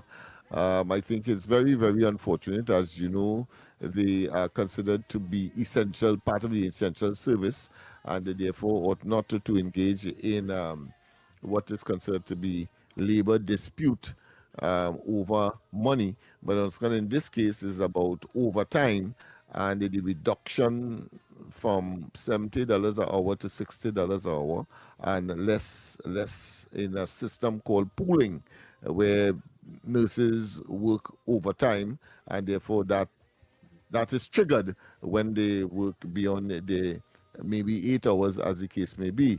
And of course, in the fine line is Dr. Tim Gopi Singh. There seem to be a word of war between him and the head of the Nursing Association. And we had our own views as to that Nursing Association head in terms of his conduct just before the 2025 general elections, when, of course, they accepted that 5% that the then government offered. And we see that, of course, he is at the forefront of engaging. In fact, he said that he will be or has made a report to the police, being threatened by Tim Gopi Singh. But of course, Tim Gopi Singh responded, of course, a man that is fearless in my view, very, very firm, very sensitive. His integrity cannot be questioned. We have seen that over and over in whatever capacity he would have served in the past. So in this capacity, no difference. And he's saying that he's a coward. Tim Gopi Singh has responded by saying that the head of that organization is a coward, and therefore he's talking things that clearly is not nestled in reality. So so that continues, but the teachers say, I think by April, I think sometime in April, in the middle of April, if that matter is not resolved, including, of course, the resignation of Tim Gopi Singh as head of the North Central Regional Health Authority, they will intensify their actions. So let's see how that pans out. Oh boy, and they say Carl seeks new government bailout, fuel surcharge on tickets, removal of inter-island air bridge subsidies also under consideration by finance minister. How manage Carl bussing? How manage our airport, or how our airline buses? How? Well, we have seen it. It is before us. They are now claiming that the increase in fuel has caused an increase in expenditure, and having had unprofitable routes, so to speak, has compounded the problem. But what they're asking for fuel subsidy one, and the removing of subsidies on the air bridge. So what are they saying? That how much a person would pay to fly between Trinidad and Tobago? No. And if they want the removal what cost we are looking at. They want to grind the entire place to a halt. I don't know, but that is one of the considerations and the possibilities. So let's see how that pans out as well. We have to go for the break, of course. Right after this Yeah. call. Right after this call. Yeah. Go Okay, ahead, caller. Caller was in line here. Go ahead, caller. Good morning to the Magnificent Tree. Yes, good morning to you. What's on your front burner this morning? I want to give a touch on three little things, right? What all the talking about. First of all, I'm going to talk about the gravel, right? Now, it's about 20 years ago, I was driving truck. And we used to work with Mr. Guerra. We used to work with our next one named Andy. We used to work with our next one named Leo. We used to work with our next one named Hola. And other people then. But since I work in there, I know that people digging Patreon illegally. Because I knew that they had no mining license. Some of them had license just to clean it up, but not to dig, right? And those days we used to buy Patreon for $100 a load, right? And people from all south, them hire to dig the material illegally. It's so Guerra and them start from nothing, right? And I'm talking about 20 years ago, right? And it's not only Guerra get killed who was mining gravel. The same fella what I tell you about Andy, he get killed. But that was in PNM time. And he had our next Indian fella who, I can't remember his name, but his father's name too. He and all come and get killed, right? So Guerra now is the third man that I know get killed in mining this gravel illegally, right? But why they say now is the UNC, is an election thing, right? Because she said, like Penny Beckles, that they have to win the local election, right? And they're trying to win back 0.4 seat. So you see, it's just a matter of just seeing the UNC do this, and the UNC did that because they on an election campaign. We must understand that, right? The other thing about the Baptist thing there, I used to live in Fishing Pond in a road named River Road, right? And my sister went in the Baptist faith, right? I am a Roman Catholic, and I used to stay by her with a man named Mr. Lewis. She went on mourning ground and all kind of thing, right? That's why I give all the little hit. When I tell all, I know the hit what come Kiki, Kiki, come Kiki, Kiki. Remember I tell you that, Andy? Yeah. I learned that hit from that time when we used to be in Baptist church, and they used to keep all kind of Thanksgiving and thing and with animal and thing. We used to eat and thing in the church, right? So it wasn't something nice. But I'm going to tell you the next thing.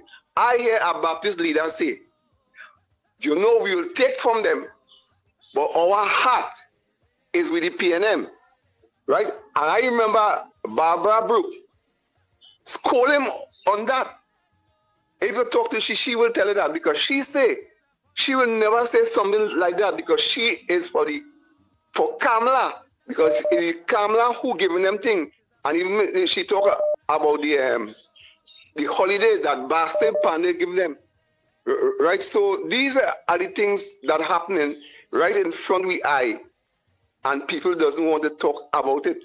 But the PNM only want to call out the UNC on every little thing.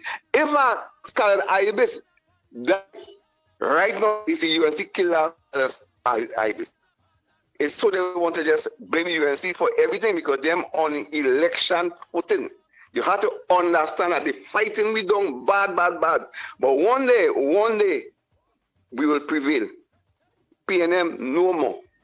Right. I have much to say again. All right, thank you. We go for that break and come back. When we come back, more Underground Report when we come back. Let's get on into some other issues and things too. Go ahead, Snipey.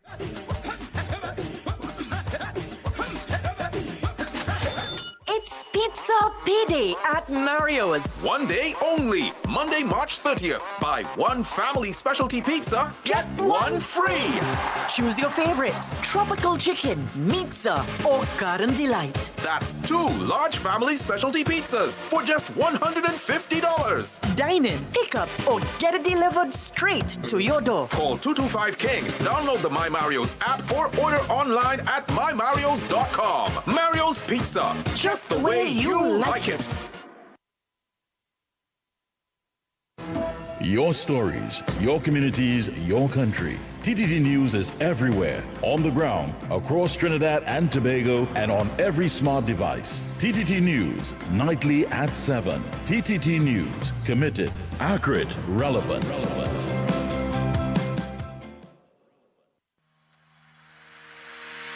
Every morning begins with a story.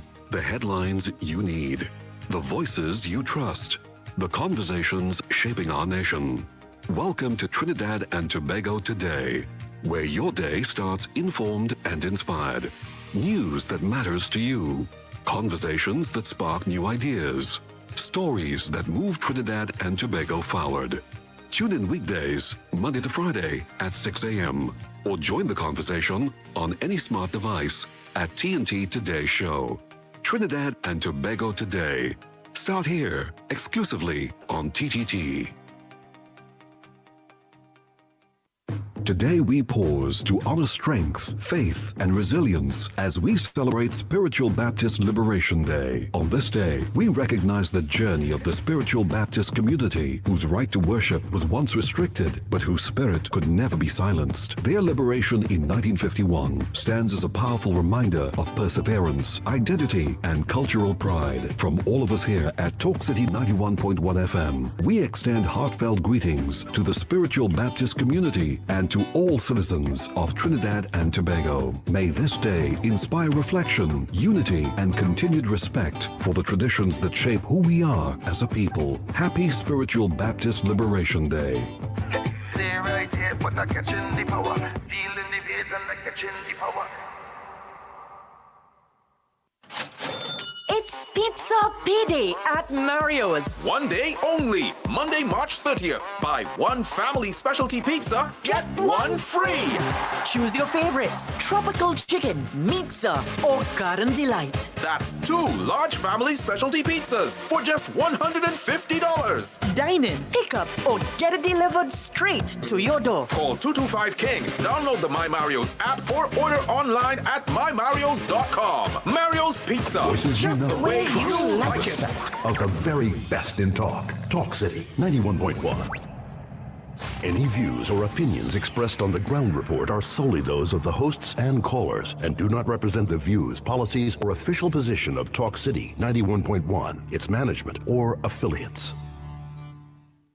This is Destra, and you're listening to the ground report on Talk City. Keep it locked. The Ground Report with Andy Williams and Lennox Smith.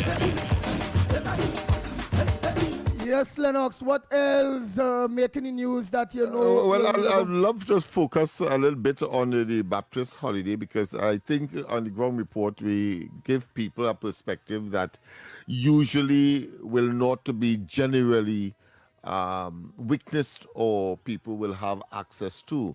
What I'm talking about is that here it is in 1917, the Prohibition Act was implemented, right? But that would have been 1 year before the end of the First World War. First World War, 1914 to 1918.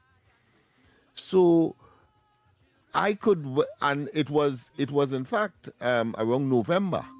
So it means the following month would have been what? Christmas, not so? Yeah. So I want people to put it in perspective and how the practitioners would have felt, not having Christmas time being a very time when people are very religious, and of course the coming, whilst it may have elements of the African, let's say, heritage, but certainly generally in the country, wartime, Christmas is ahead, And here it is, I think the 24th of November, this act was implemented, banning these people from practicing their worship. Why it's everybody else? And indeed, I want to say as well that the established religion, just how the established religion was in cahoots with the colonial people, the colonial masters, to conspire against the practice of the Shouter Baptist community at that time. Right, so we learned two things there. Hold on, because we had to take the calls as they come in. Go ahead, caller. Person, good morning to you. Go ahead, caller. Good morning. Caller, good morning to you. Now, next caller then. Good morning, caller. Go ahead, caller. Pleasant morning. A pleasant morning. Yeah, good morning to you. Pleasant morning. Mr. Andy Williams, to Lennox Smith, the Englishman, and Mr. Snipes. A blessed morning. Lennox, Andy, and Snipes. Can I ask a controversial question, please? But I'd like to stay on the line after I ask the question. Can I? Yeah, no problem. By all means. Thank you. It's controversial, but it's good. But I'll stay on the line because after you all respond to me, I will want to say something. This is the question. Do you all believe the time has come to take all religious holiday and put one day for it? Let me repeat the question. Do you all believe the time has come that we take one day and put all religious holiday on that one day? I remain on the line because I will want to respond. Right. I believe, yes. One day for all religious holidays should be implemented, because my belief is the fact of everybody having a holiday is will help the cause of the division in religion in this country. Thank you. Lennox, what's your say? Well, while I appreciate the idea, I don't think it is practical, because people are going to say that this is my day, and why must I share it? But of course, they can see it in their own little cocoon, so to speak, and but nobody lost in the question. Just so the question of the cosmopolitan nature, where I can share the other person's perspective and sharing their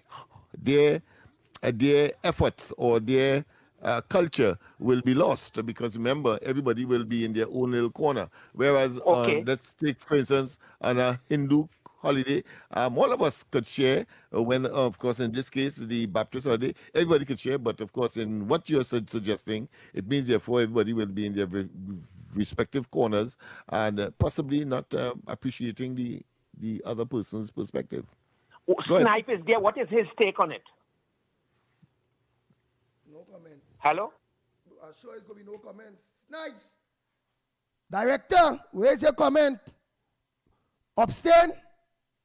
For all, all right, all let me go where I want to go now. One day. I don't agree. I don't agree with that, because every religious persuasion or people would have their history, and they would have gone through certain things, and they would like to commemorate that day in any country that they live in. So I can't subscribe to that. All right, but then can I respond now? Wait. But then I just want to respond on just one thing.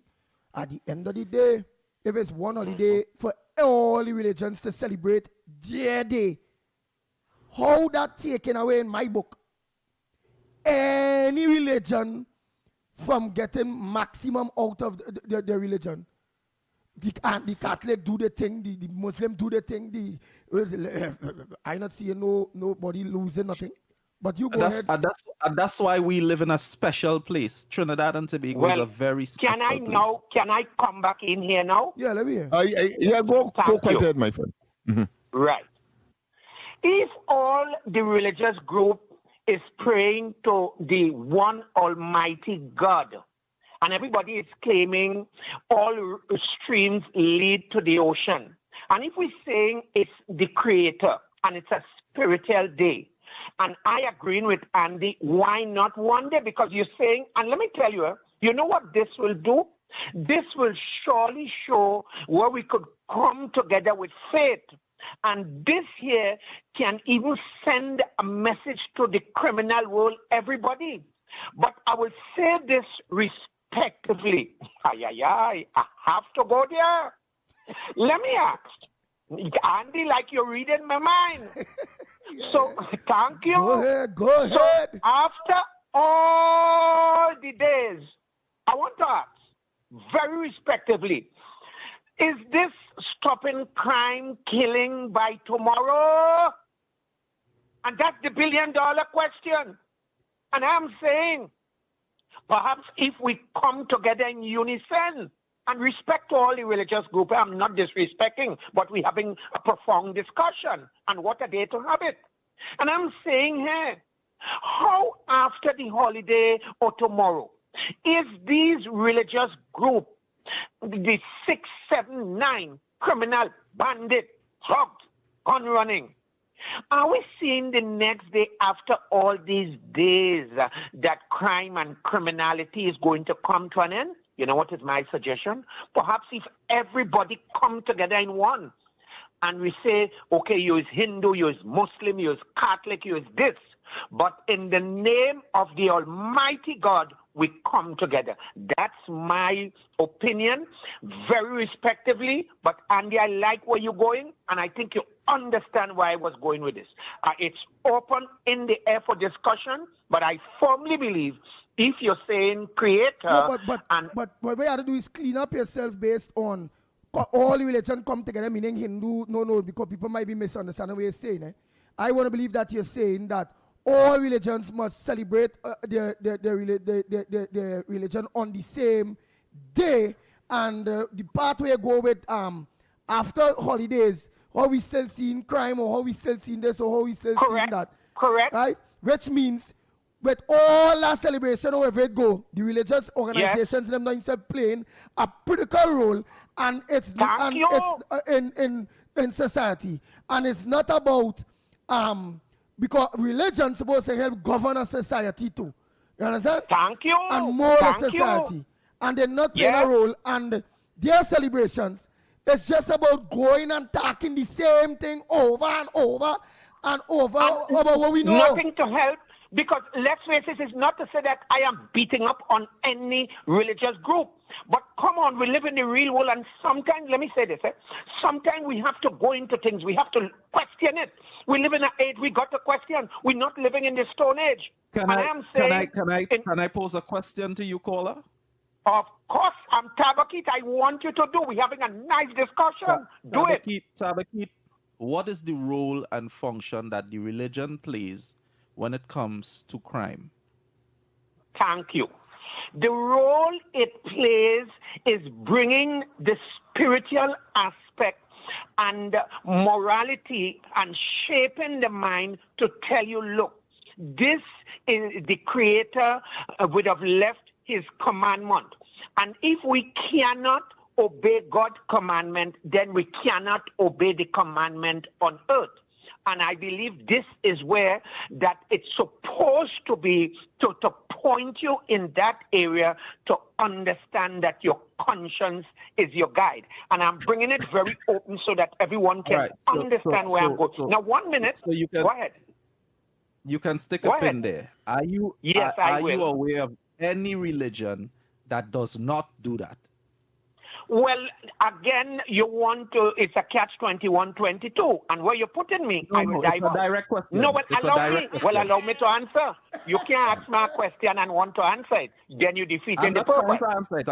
I'm telling you it's a direct question. That's all, full stop. Well, the direct question to that, my brother, I live right here on planet Earth in Trinidad and Tobago. I will be real with you. I am not seeing, very respectively, I am not seeing at this time it's lending to crime and criminality because it's gone unabated. That's my answer to you. I'm right here. I could respond again, whatever you want to. Answer my question. I asked Could you repeat the question if I would have lost it a bit? I ask you if you are aware of any religion that does not do what you just said. Well, let me say this. In respect to you, while you're doing it, the big question, all right, let's say for argument's sake, yes, they're doing it, but the question is whether or not if it's having any impact. This is the thing. Doing it, and no, 1 minute, you're doing it, but whether or not if it's having any impact, and the answer to that is no, because after today and tomorrow is the same, all same. So I am saying we must find a place to understand, is this religious holiday really serving its purpose? Well, I tabak it very respectively, and I'm speaking across the board. No, it is not helping our society and the system. It is not. All right, Tabakit, we will take our next caller, and I'm happy that I am happy that I have been a devil's advocate on that. Although I believe that I'm happy that you said that, because the questions were now going to come in your direction, Andy. No, well, you can ask him, but I was being a devil advocate. And sometimes that's why I stay quiet, because my line of questioning would just go straight to the fact. As a matter of fact, this morning I wanted to weigh in on some of the things that you were saying, but I understand that you were shaping the show, so I stayed quiet. No, well, I want you to answer some of the things that I was saying. I would love. Let me take this call here. No, but wait. Let me take this call here. Morning. Oh, you have a call? Go ahead, caller. Oh, good morning. This is Granny. Yes, good morning. I tell you, you look so good, so great. You and Lennox Smith look so good in all your outfit. Real good and great. Yeah. And I want to tell all you, I grew close to the Baptist neighbor. We had Baptist neighbors. We is plant-based people, strict vegetarians. No egg, no fish. We neighbors and them were Baptists, some of them. And we grow with them, nice people. And the Catholic, we used to go with them up Mount St. Benedict. I went to a Presbyterian school. The Anglican church wasn't far from me. The Seventh-day Adventist wasn't far. So I go among all of them. I appreciate all of them. I can't criticize none of them. But the Baptist faith have a lot of what I, as a Hindu, have. They use the tari, they use the lota. It has time where they do the Hindu thing. But the Hindu said they only use vegetables. And the Catholic religion have a lot to mine too. But I go in all of them, and I appreciate the Baptist religion and the Baptist people. All they look good. Thank you. Thank you very much. Let me take this next call. Go on, caller. Good morning. Andy Orlando here. Andy, one of the callers asked me if Bill Clinton. No, they don't. We know where those goes, but that don't mean to say you're not a Baptist. Let me tell you something. I don't see Hindu people up here wearing dhoti and going to temple. True. I don't see Muslim people wearing the big mask and all covering their face going to mosque. So that guy is a PNM education guy. He don't understand. You don't have to wear the wear to be the religion or the person you are. That was foolish. You have to. Yes. The heart is the heart of the mind. Yes. Yes. You want to wear dhoti like me. I should wear dhoti going all to work, going here to tell everybody that he do. That was so dumb. That's so stupid. I mean, the guy that nincompoop to ask that question on radio or whatever it is. He got to be a real PNM education person. And next thing I get, Tabakit is right. No, but Tabakit is right. And Tabakit is right. We don't get. Yeah, and we don't get no holiday up here for our Hindu religion or Muslim religion. There's one, you take that on your own. If you're a Muslim, you take the day off. You get the day off. You get a Hindu, you get the day off. Company dependent on the company you work for. I'm really happy that this caller said that.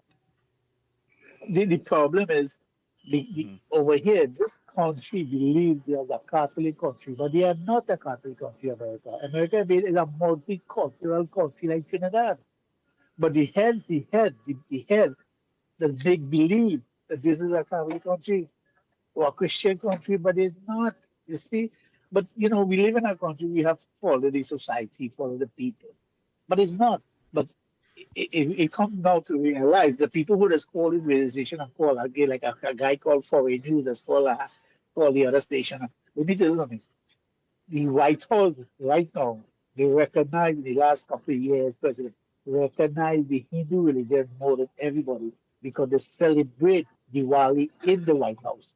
Because there's a lot of members who represent the government who they are Hindus, a lot of them. So now they start to recognize it, and hopefully the Muslim people will change their attitude, not in America, but in overseas.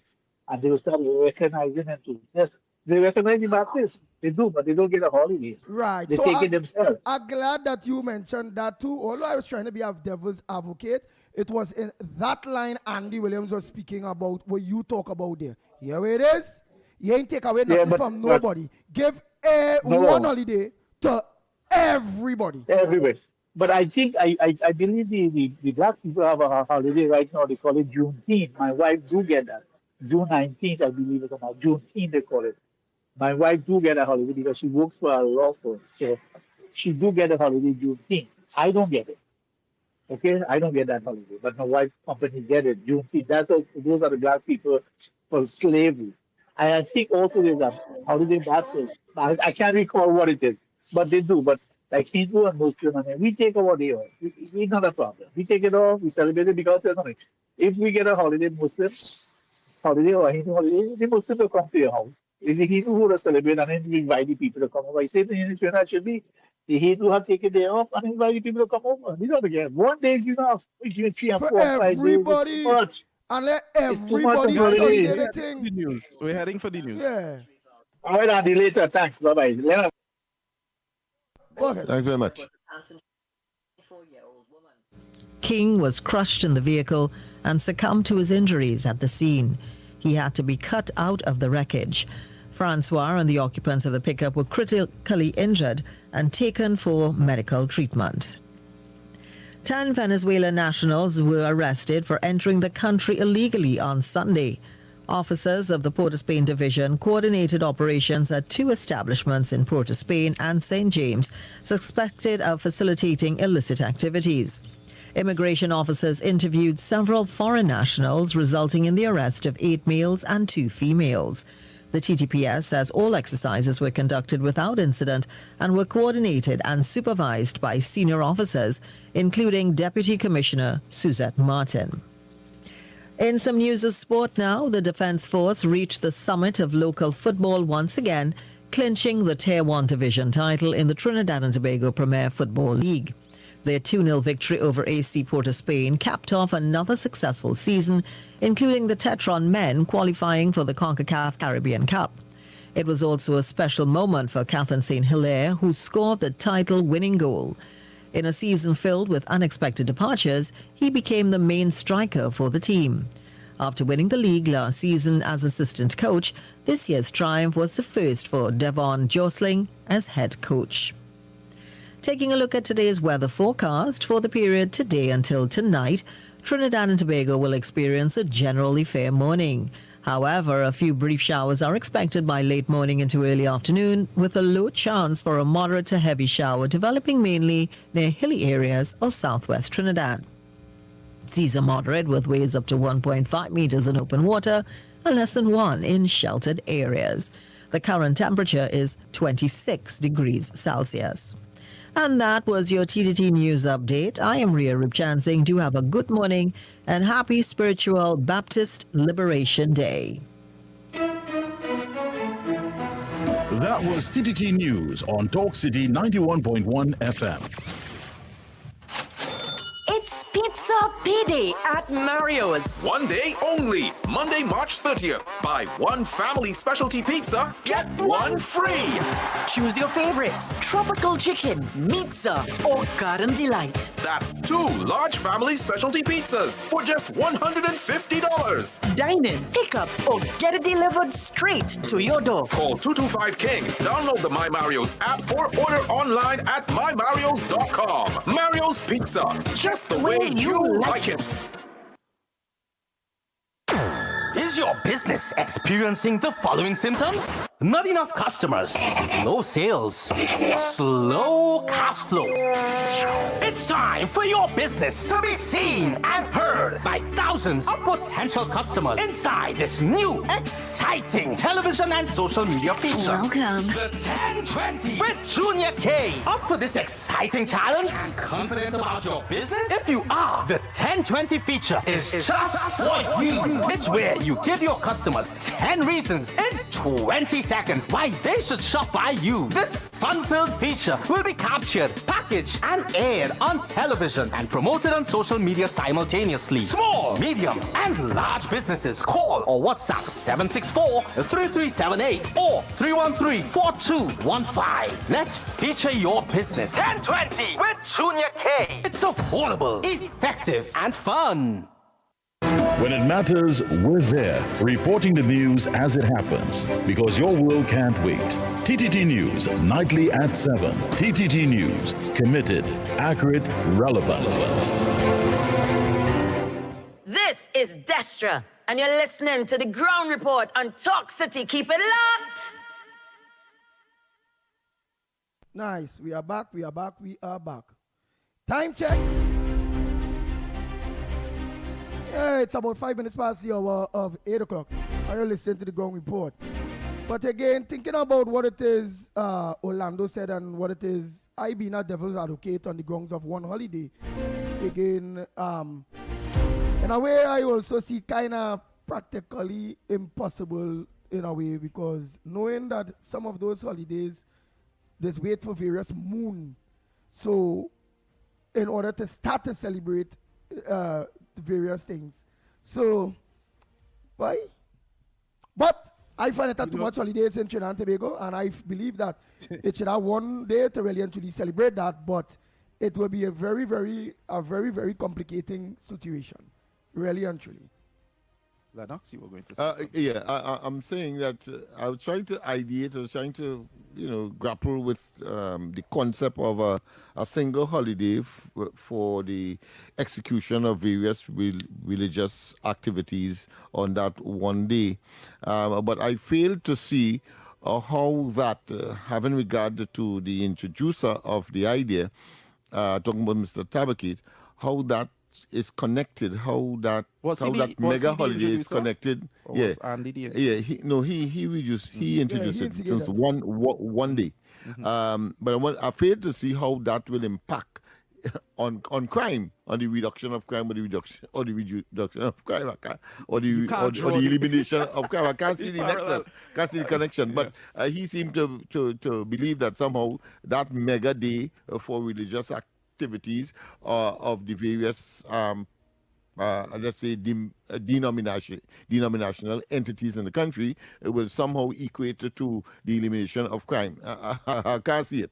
And you're quite right, Andy. You're brought to the forefront, for example, the spiritual Shout Baptist Day. The reason why it is held on the 30th of March is because the prohibition was repealed on the 30th of March, 1951. You see? Okay. And then when you talk about the moon and you talk about other variables, that certainly would make it impossible to have, of course, a common and mega day for the execution of religious activities. Because then the Hindus... Go ahead, Snipe. Go ahead. I heard Andy's plight when he said that he believes that there are too many holidays in Trinidad, which is a great discussion to be had. And I kind of was asking myself the question that we should have asked earlier on: why do we have so many holidays? And it kind of led me to researching the reason why governments commemorate so many holidays. Is because we live in a society where we have different people from different backgrounds, and they may have had different struggles along the way. Some would be historical, some would be cultural, you know, and these things are significant to different people from different backgrounds. Anyone would be happy. In the case of spiritual Baptists, you know, in the case of spiritual Baptists, they were subjected to something that no other religion was subjected to in this country. And we must always take note of that, because if you forget where you come from, you don't know where you're going. And Lennox said it earlier on. Lennox said it earlier on when you guys were having the discussion. So we can't just push aside the fact that people's freedom was taken away from them, your rights. We can't, anytime we talk in constitution and we talk in fairness and we talk in equality, we must never forget what we passed through and why we have these, why we were granted to commemorate. So therefore, holidays. one day will not satisfy that. Exactly. Because, of course, emancipation, for example, was on a particular period and a particular experience. Of course, The arrival caller from day, the States, Indian arrival day. the caller from the States said that they don't have these days. And that's because this could lead to a lot of things. It could be because we don't recognize you as someone of significance in this land. But in Trinidad and Tobago, we recognize the Hindu, the role and functions of the Hindus, the Muslims, the spiritual Baptists, and even the Catholics, and the rest of denominations. Yeah. Well, to be fair to the caller, the evolution of the American civilization has charted a different course altogether, because remember, that came from the European explorers who settled there. They had their own religion and so on. And then, of course, America became the melting pot for any and anybody to migrate and to come in. In fact, they coined a particular concept called the American life, the American effort. Come here and here is milk and honey and so on, and everybody gravitated there. So they came at different times. But in the context of Trinidad, what we could identify is that at specific time, the Fatal Razak came. That was the first, of course, boatload of Indians. So that's a clear date. In the case of the Americans, it evolved sporadically and over time, and even now, people still are coming to make what is the American society, as opposed to Trinidad and Tobago, where we could identify when the Chinese came, when the Indians came, when the Africans were liberated, etc. And not just therefore, identify, acknowledge. Yeah. And therefore, not just identify, we must acknowledge as well. Yeah. You understand? But those who are the leaders of the must, contributions. But the leaders who would have emerged from this melting pot, from this mosaic, must acknowledge that and, of course, execute accordingly. And that is why we have what we have today. Well, then let me being unique in our own right. I take my leave and I go back to the controls. Right. And let me ask a question then, which is a very big question then.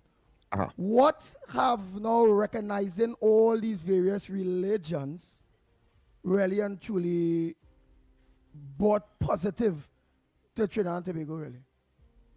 Just a question. Well, we have our dishes, we have our various culture, we have, of course, the mixing thereof and the production of calypso and soca and chutney soca. We have, of course, the multi-wear fashions and so on that we have developed, and we have, of course, the commonality carnival, where we can now convert into some kind of product. Right. You know what I love about you, Andy? You're able to draw me out at specific times. I took my leave and I come back in. Because here would have been my next big question. All what it is you saying there that we have and all those various things. America, at the end of the day, right? While I understand that in Trinidad and Tobago, it may be a little hard, but America, at the end of the day, have all these various things too.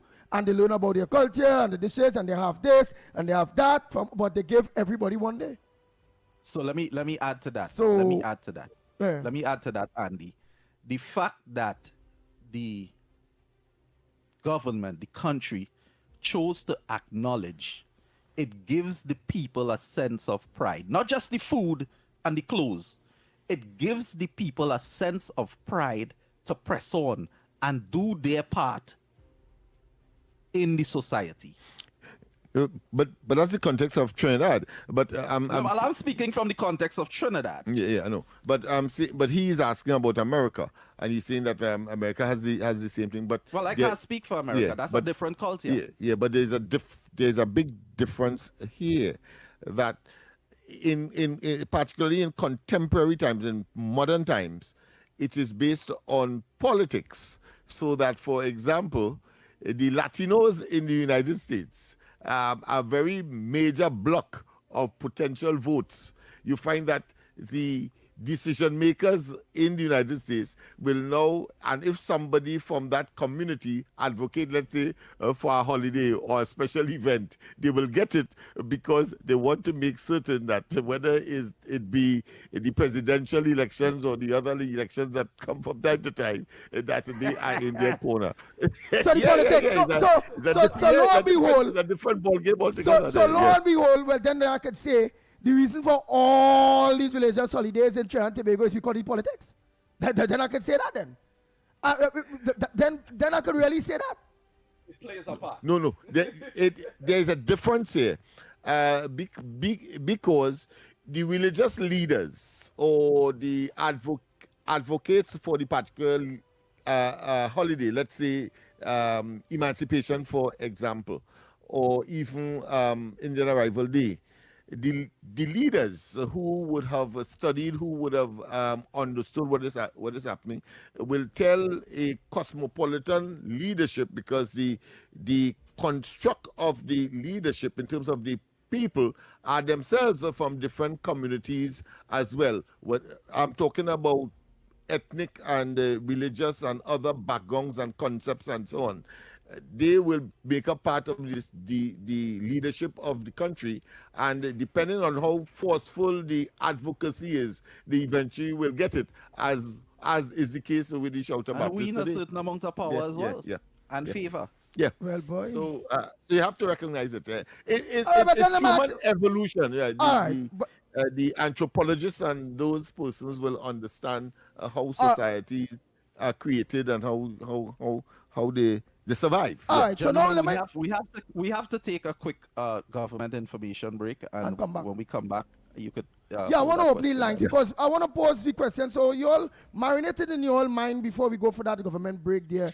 Do you believe that Trinidad and Tobago have too much holidays? Do you all believe that Trinidad and Tobago, for the religious aspect, should have just one holiday for all the religions and done? Right?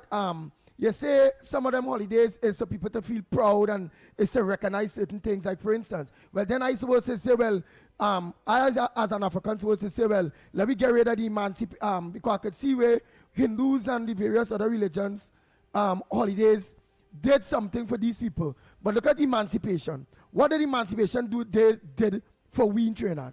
Well, Africans in Trinidad. Because to me, I want you to explain to me when you come back what did you notice it did for their people, because you just said that you saw it did something for their various holidays. Yeah.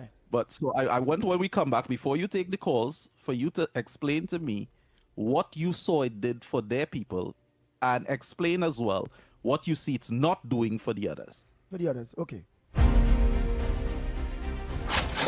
It's Pizza Payday at Mario's. One day only, Monday, March 30th. Buy one family specialty pizza, get one free. Choose your favorites: tropical chicken, pizza, or garden delight. That's 2 large family specialty pizzas for just $150. Dine in, pick up, or get it delivered straight to your door. Call 225-KING, download the My Mario's app, or order online at mymarios.com. Mario's Pizza, just the way you like it. Reaffirmed its commitment to restoring the University of the West Indies Day Bay campus, clarifying that all rehabilitation works will be undertaken exclusively through a state-appointed agency. Speaking at a recent post-cabinet press briefing, Minister of Land and Legal Affairs and the Minister in the Ministry of Agriculture and Fisheries, the Honorable Saddam Hussein, said Cabinet has designated Palo Seco Agricultural Enterprises Limited as the sole executing agency responsible for the repair and rehabilitation of the facility. In September 2025, PSCL received a facility condition assessment report which outlined the current conditions of the campus at all material times. And I say this without fear of contradiction. At all material times, the University of the West Indies was kept abreast of what the government was doing with respect to the repairs. According to Minister Hussein, those works form part of the broader rehabilitation plan already being coordinated by the state. The immediate priority, he said, is to return the campus to a state of operational readiness. It is only the government of Trinidad and Tobago, through the PSCL, that will be conducting all of the repairs and rehabilitation of the campus so that we can have an intake of students for the upcoming academic year. Minister of Land and Legal Affairs and Minister in the Ministry of Agriculture and Fisheries, the Honorable Saddam Hussein. The government says the rehabilitation of the Debe campus is part of a wider effort to restore critical infrastructure and expand access to tertiary education in South Trinidad.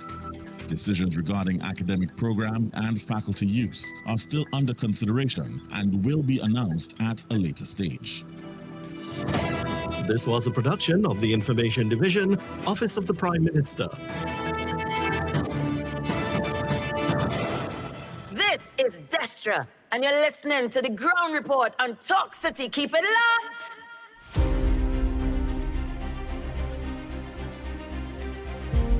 The Ground Report with Andy Williams and Lennox Smith.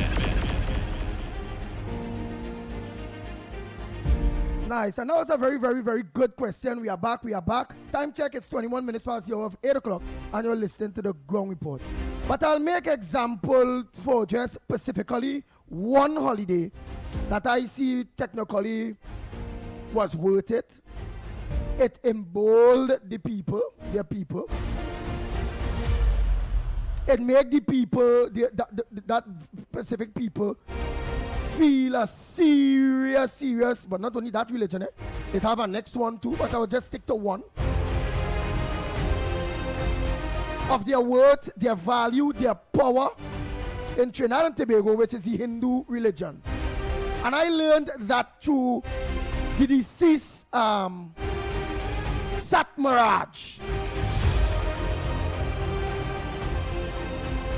On that whole issue of giving a holiday, how empowered they are, and the relevance of that holiday for them. And then I will watch on the next example of giving a holiday. That one is not a religious, like for instance Emancipation Day, and it's supposed to have a Kafo Kambon or some committee that's supposed to get a lot of government funding, that's supposed to really and truly teach the people about this whole emancipation situation, and play a role in standing up for the African people who they say have been butchered, who come here as slaves, when they say Indian come as indented laborers and all those various things. And in my book, the emancipation holiday compared to the Hindu holiday, in my book, based on what I see and the benefits, the Hindus benefit from that holiday in many ways more than Emancipation Day, and the Africans that's supposed to symbolize that African and we all get emancipated and this and that and all those various things. So in my book, the Emancipation Day is really and truly a waste of time.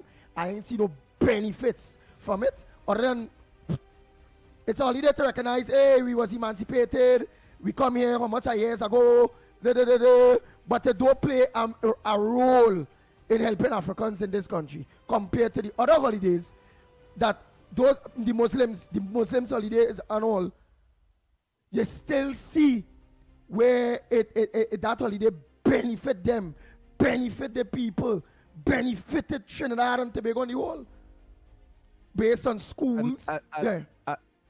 Go ahead. And my question to you was, in what way? I explained again. I just explained the way in which the benefited. You said it made the people feel empowered. Yeah. Okay, that's one. Two. I'm counting with you. Right. It made the people empowered. It made the people feel empowered. very empowered. It make them more feel good about it. I will empowered. I will leave it plain as it made them feel plenty more empowered. So is it that other religious holidays don't make the other fractions feel empowered as well? Muslims, yes. The Muslim, yes. Is it that the rest, you are not no. aware? No, the rest, no. The Christian faith, to me, it don't make me feel empowered. But how can you say that? It don't make me feel empowered. Well, I guess that's just your view, Andy. Well, boy.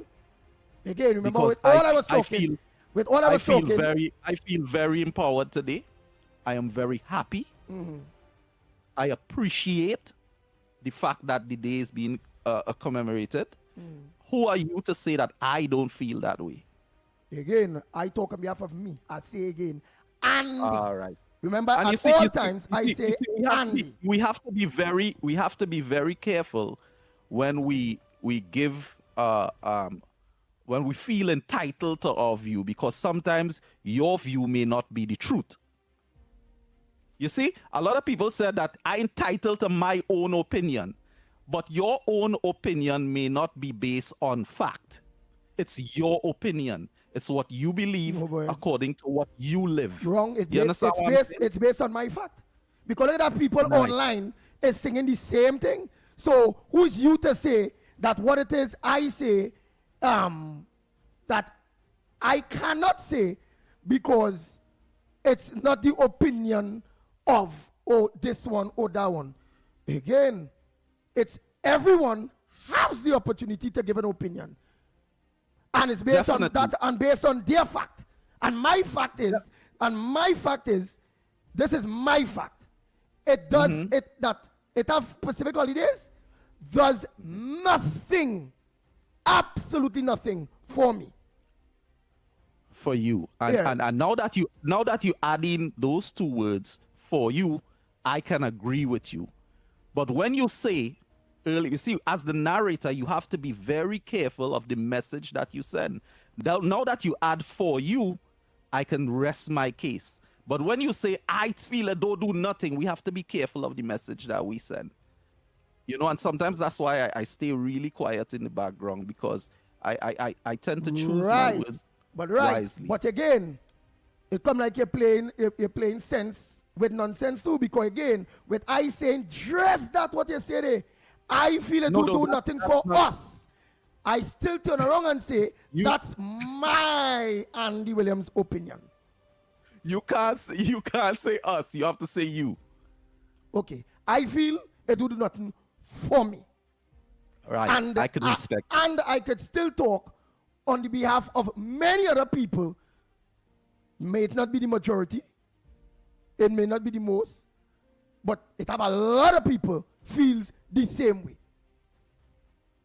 I can respect that, and I hope that in future we would try to send more of a positive message than broad brush any particular religion or any particular persuasion in a direction of negativity. Nah, I tend to disagree, because the Ground Report program on the whole is about that.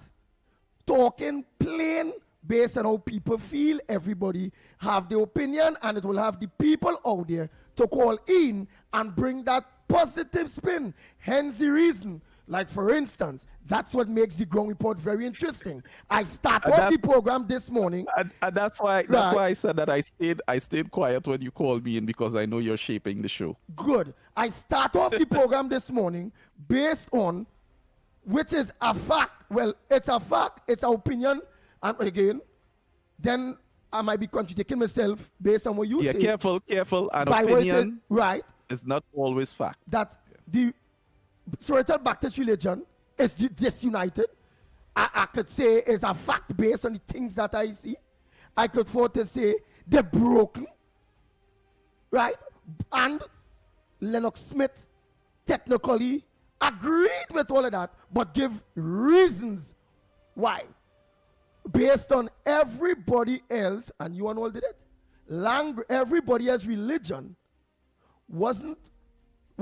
they always had a religion free and open, and there was out there. But with the spiritual Baptists, the proclamation, as he said, I think, what he said, 1950?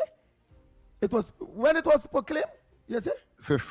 The declaration, the declaration of the prohibition would have been 1917. Right. And of course, the repeal was 1951. Right.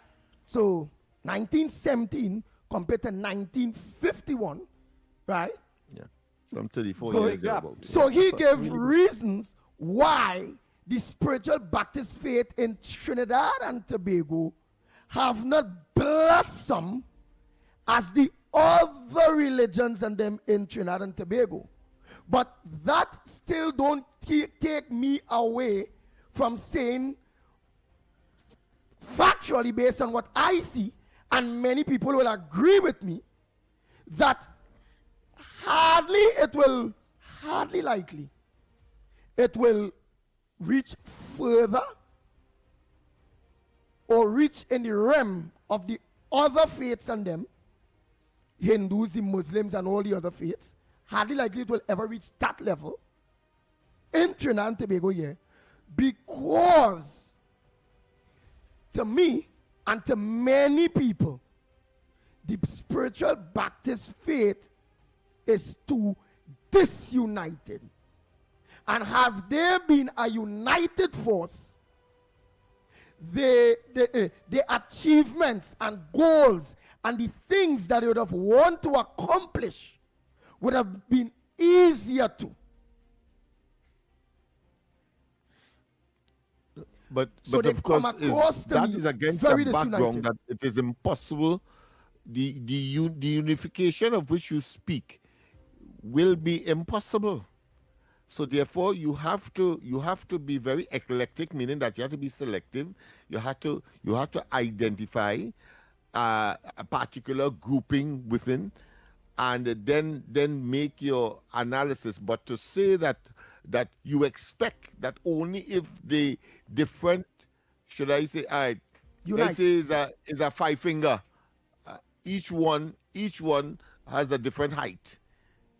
You don't expect all of them to be at the same height. That is the reality. Right. So therefore, what you have to do is to say what role the thumb is playing, what role the index finger is playing, what role the middle finger, etc., etc. That is how you have to analyze. And if it is that they are going in the right direction or the wrong direction, then you could also draw a conclusion there. Right. Could you say, for example, the Council of Elders Spiritual Shelter Baptist of Trinidad, of which I am a part, and which is led by Archbishop Barbara Gilbert, are you saying that the early childhood school, the primary school, now a secondary school coming, and of course a hospice, and all of the other benefits that one could conceivably see emanating from that, you can see in the future that this particular entity will reach the heights of even the well-established today religions in this country? Yes, man, I like that. I like this conversation. And let me tell you why. Yes and no. And now let me explain. So people go understand why me now to by unite. Unity, I not going down the road as that way say they. Like for instance, that will only be established, Lennox Smith, with a UNC government in power. A PNM government would not think about organizing the secondary school and the this and the that. And you know what? Although all these Baptists and PNM are them part who they support them, this is a very good venture. Why, when the politics ain't playing and there will the unity come in, that other sector ain't say at the end of the day, like how Muslims they say it, you touch one Muslim, you touch all. You're unfair to one Baptist, you're unfair to all. Why that part, it is 5 different Baptist groups that make up this council of elders.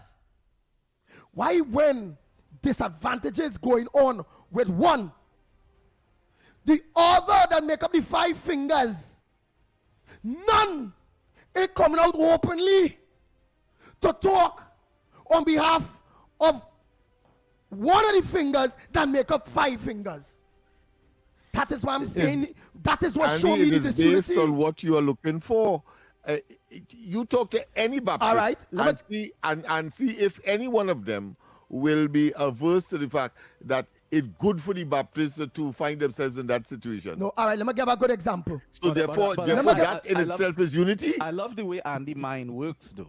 I love the way Andy mind works. He even have me on this side thinking about unity.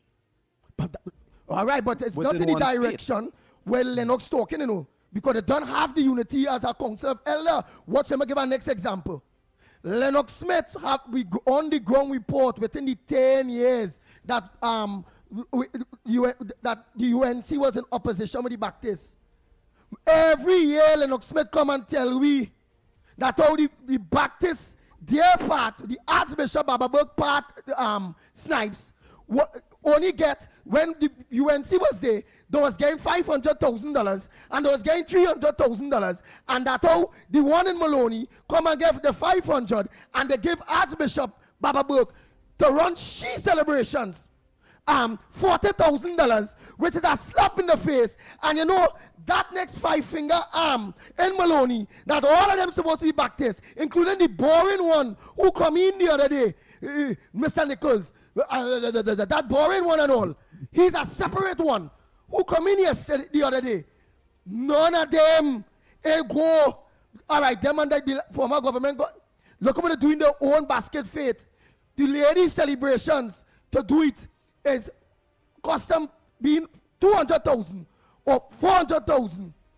Them see a government cut away that and spit in your face for 40,000. You know, all the rest of the 5 fingers that's supposed to be the council elders, they stay quiet, they ain't talk for she alone talking for herself, and Lennox Smith had to talk for she. Till he said he was going to sue the government based on equality and how they treated, and knowing that Archbishop Bababurg was the founder. Come on, man. Only may not, some people may not understand the direction of why you're talking about unity. But that is why what I said unity. I understand clearly where you are coming from. That if one is endangered, then the others ought to lend a helping hand. But that is, if that is not the reality, then what you are left with each canoe, so to speak, or each tub had to sit on its own bottom.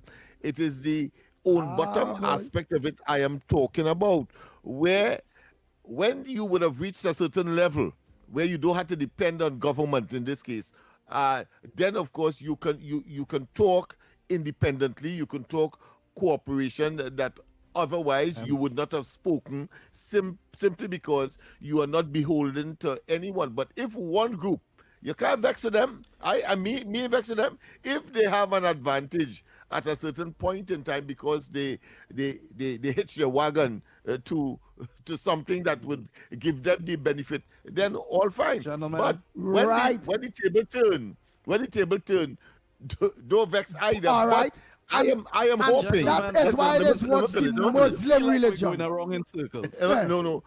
Let me finish here. I'm saying that if each one of them, when they would have reached a certain level, is no different to the Syrians and those that are called the 1%ers. I try to stop. Yeah, no difference. They got a helping hand. And at a certain point in time, they became so independent that even those who would have given them the seed in order to reach where they are, now have to turn and ask them for assistance in instead. That is the evolution. That is the process in which I am talking. We have commercials, but I we want have Andy to go to the lines. Yeah, we have to go to the lines. People, sorry about that. But this has become so consuming. But now I hope all you understand how I just watch unity. Because again, when I see the Muslim faith and how they just talk for each other, either or, there is openly criticize. If they see any one or the other being advantaged, there's openly stand up and depends support. on what is the priority. Another Baptist will not decry another Baptist if they are talking in the context of that they were at disadvantage. But in this case here, the difference and the nuance is that we're talking about financial maybe assistance. And if I attach myself here, then I may have to always ignore being disadvantage. Always being disadvantage. Of my colleague. No, it happens all over. That is how it is. Lennox, you talk. Sunni versus the other Baptists. Look at what's happening in the Middle East. Iran is, of course, Shiite, and Saudi Arabia, etc., are what? Sunnis. And you see what is happening there. No, we still cannot use that. America on we side today, so therefore I could come up against my counterpart. And not allowing Lennox now to make that as a reasoning. Because here what? The Middle East, and you know why you laughing? Because I have an answer for that too. That only occur where their own neighbors, Muslim neighbors, and them turn against them because Iran, was that's supposed to be a Muslim country, started fire upon their own neighbors. But before that, America was not allowed to launch or to attack, and they were all was against the war. They all were. Let me bring the same thing to you here now today. No Baptist would have allowed anybody to prevent the Baptist community in general from advocating for the repeal of the act that caused them to be in bondage. Oh, God. That's all. All right. Right, good. Let's go for the break. Bondage. And when we come back, bondage, how are they disunited? Bondage, how are they disunited? Let's go for the break. Bondage, the 1917 and the 1951, that is what all here disunited. People will open up the lights. Afterwards, and this is good. It's getting hot in here. It's Pizza Payday at Mario's. One day only, Monday, March 30th. Buy one family specialty pizza, get one free. Choose your favorites: tropical chicken, pizza, or garden delight. That's 2 large family specialty pizzas for just $150. Dine in, pick up, or get it delivered straight to your door. Call 225-KING. Download the My Mario's app or order online at mymarios.com. Mario's Pizza, just the way you like it. Protect yourself from electric shock or death. Before conducting repairs close to overhead lines or the point of connection to your home, contact Tech to request a temporary disconnection. When driving tall vehicles, ensure they do not exceed 15 feet. Do not lift lines to allow vehicles to pass. When carrying out underground works, contact Tech's area offices to ensure there are no underground conductors and cables before digging. At Tech, safety is our priority. Tech, the power to make it work. Your world moves fast, so do we. TTT News brings you the people, events, and issues that matter most. Stay informed, stay ahead. TTT News, every night at 7. TTT News, committed, accurate, relevant. TTT News, every night at 7. TTT News, committed, accurate, relevant. Talk City 91.1. Thought-provoking conversations, bold perspectives, voices you trust. Talk City 91.1. Bigger, bolder, and more powerful than ever before. Yes, Talk City 91.1 FM. A brand new era of talk radio is here. With voices you know, trust, and respect. Get ready for an all-new lineup of the very best in talk. Andy Williams, Lennox Smith, Stephen Reese, Mr. X, Derek Charbodi, Roland Stewart, Sharon Farfan, Sudath Prasad, Heavy Duty, Alex Asing, Karen Francisco, Jerry Lean Lewis, Short Pants, and more of the voices shaping the national conversation. From hard-hitting current affairs to real community issues, culture, politics, social development, and the stories that matter most to you. This is where Trinidad and Tobago comes to talk. And so I'll go right to on Talk City 91.1, where we're going to give you something new, something hot every day, Monday to Friday. Listen on 91.1 FM and connect on Facebook, YouTube, and TikTok. Talk City 91.1. Your city, your voice. The plays that shake the arenas. The stories that move a nation. Are we in for a super over? I've got to go quick. I've got to go quick. From football to cricket, track to tennis, every win, every rivalry, every headline. This is where Trinidad and Tobago come for sports. TTT Sports with Nasira Mohammed, daily at 7 p.m. Today we pause to honor strength, faith, and resilience as we celebrate Spiritual Baptist Liberation Day. On this day, we recognize the journey of the Spiritual Baptist community whose right to worship was once restricted, but whose spirit could never be silenced. Their liberation in 1951 stands as a powerful reminder of perseverance, identity, and cultural pride. From all of us here at Talk City 91.1 FM, we extend heartfelt greetings to the Spiritual Baptist community and to all citizens of Trinidad and Tobago. May this day inspire reflection, unity, and continued respect for the traditions that shape who we are as a people. Happy Spiritual Baptist Liberation Day. Stay right here, but I'm catching the power. Feeling the beat and I'm catching the power. It's Pizza Payday at Mario's. One day only, Monday, March 30th. Buy one family specialty pizza, get one free. Choose your favorites: tropical chicken, pizza, or garden delight. That's 2 large family specialty pizzas for just $150. Dine in, pick up, or get it delivered straight to your door. Call 225-KING, download the My Mario's app, or order online at mymarios.com. Mario's Pizza, just the way you like it. This is Destra, and you're listening to the Ground Report on Talk City. Keep it locked. Nice. We are back. And yes, this going around in circles, as some people will comment, going on in circle and they're not seeing no end, right? But the whole purpose of this being mentioned, why I bringing up this, I am absolutely totally happy for the Baptists and the Baptist people and the Baptist holiday, everything. But I am just giving my perspective in how people perceive what's going on why they are, how they are when on the line of being broken and all those various things. I agree that the government have to organize and give them that help at this point in time in order to catch themselves due to the same 1917 and in 1951. But my conversation is going along the line of it will then have to continue getting government help, because in order now for it to be able to move forward, the main part of all of that is the unity among themselves.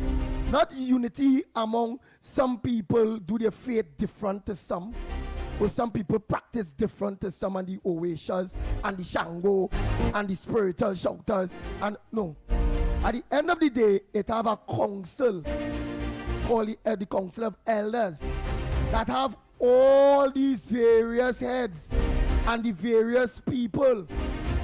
And those heads in serious moments do not support, as Lennox Smith bring the 5 fingers as an example. One of the 5 fingers start to get rotten, start to get sick, start to feel sick. It need a tetanus or it need a little help based on voice, based on boldly standing up for, because at the end of the day, the Baptist religion is the same. All of them is the same Baptist, but different practices. Am I not right or am I not wrong with what I'm saying, Trinidad and Tobago? But what weakens them is that one would not talk for one because they don't want to lose out on where number 2 5 fingers may have to get, or number 3 go have to get. So based on strenuous things, when one are being affected, whether being affected by political victimization or what, if it is all that we believe, it is our faith and we believe in Almighty God, Jed. And it's about love. God teach about love, unity, standing up for each other, honoring each other. But in that faith, it may have it in the others, but again, it's open for you to see based on many examples my co-hosts have been bringing from on this program, crying out about the advantages of 1 out of the 5 fingers that come across really, really bad to me, and that's the unity I'm talking about. If it's God, if it's about God and they love God, no, it makes sense. It makes sense. The argument is solid, Andy. Nobody in their right mind will decry, disagree, and you could find it. Maybe the ultimate example is in the IRO, the Interreligious Organization of Trinidad and Tobago, where if you have a Baptist representative there, that person is obligated to represent all Baptists. But when it comes to the fragmenting or the actual real world scenario where there are different practices of the same generic type, then you understand where we are at this point in time. So you're quite right. There's a need for that overall understanding. I am your brother's keeper, and you must keep me. And you know, right? And you know why the other religions are more respected and come across more united? Because when you touch one, jump high, jump low. Remember, them could afford to say God, and they could talk down to the PNM, they could talk back to the PNM, they could talk back to the UNC, they could talk to anybody. What Satmaraj? Satmaraj used to hit Kamala at UNC hard, hit the PNM hard. Anybody and if any sub entity is affected, he comes out and speak as well. Exactly. In the favor of that entity. So I accept that as a fact. But let me just before we have about 10 more minutes, so let me just say, here we came to, when we talked about the 1917, here it is, and of course the circumstances of the country at the time, the First World War, which ended of course in 1918, and then of course 30-something years afterward, 34 years afterwards, 1951, well, that would have been 6 years after the Second World War would have ended, because the Second World War would have been in 1939 to 1945. So it means that 6 years after that, the prohibition was of course repealed, and that was in March. So what were the circumstances of Trinidad and Tobago in that period? March. It means therefore Carnival, yes, Carnival, and of course Easter. And that was the atmosphere that the repealing of that prohibition was in. And my understanding from my research was that, of course, World War II finished, that was a bumper carnival. Everybody was celebrating. All of the Baptist community came out in their various ways and so on, and celebrated handsomely in 1951, just around March. And of course, the other religions also join in, because here it is, if you want to call it a bastard child, has now regained or re-entered the flock, so to speak. So I just put people in that frame of mind as to what was happening around that time in Trinidad and Tobago. Nice. Like for instance, look, Mother Bernie. And Mother Bernie, I want to believe is a Baptist. I want to believe so. I'm not too sure, from Tobago. She's saying all they want is positions, not unity. They know more than everybody. They don't listen. Understanding what Trinidad and Tobago whiting from. So here how I watch at it. Two, white is the Baptist faith is not respected in Trinidad and Tobago, and the other faiths are more respected, right? Because it come like money by God.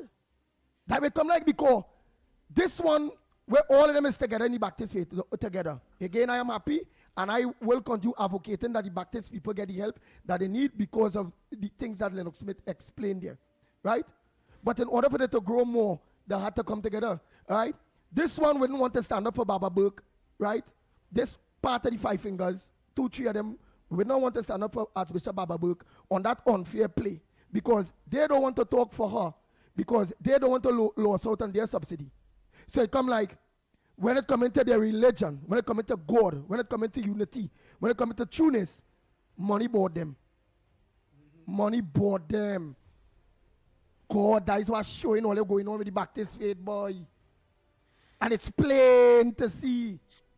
Yeah, but I've gone further to say when the point is reached where money no longer is a significant player or influencer, then I think the point of unity, the point of true unity, the point of saying, well, listen, we have a bakery to construct.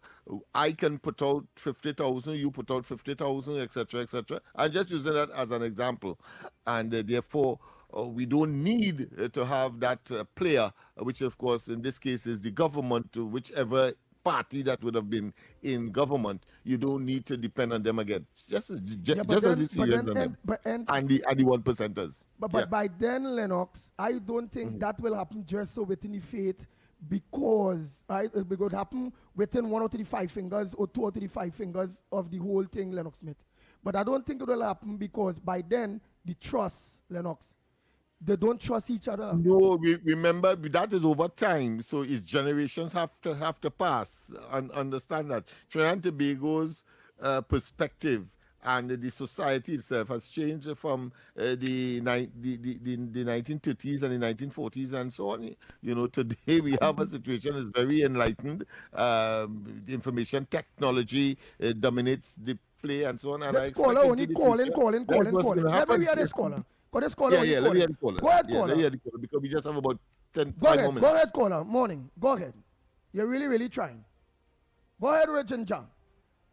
Morning. Mr. Andy Williams. Good morning to you.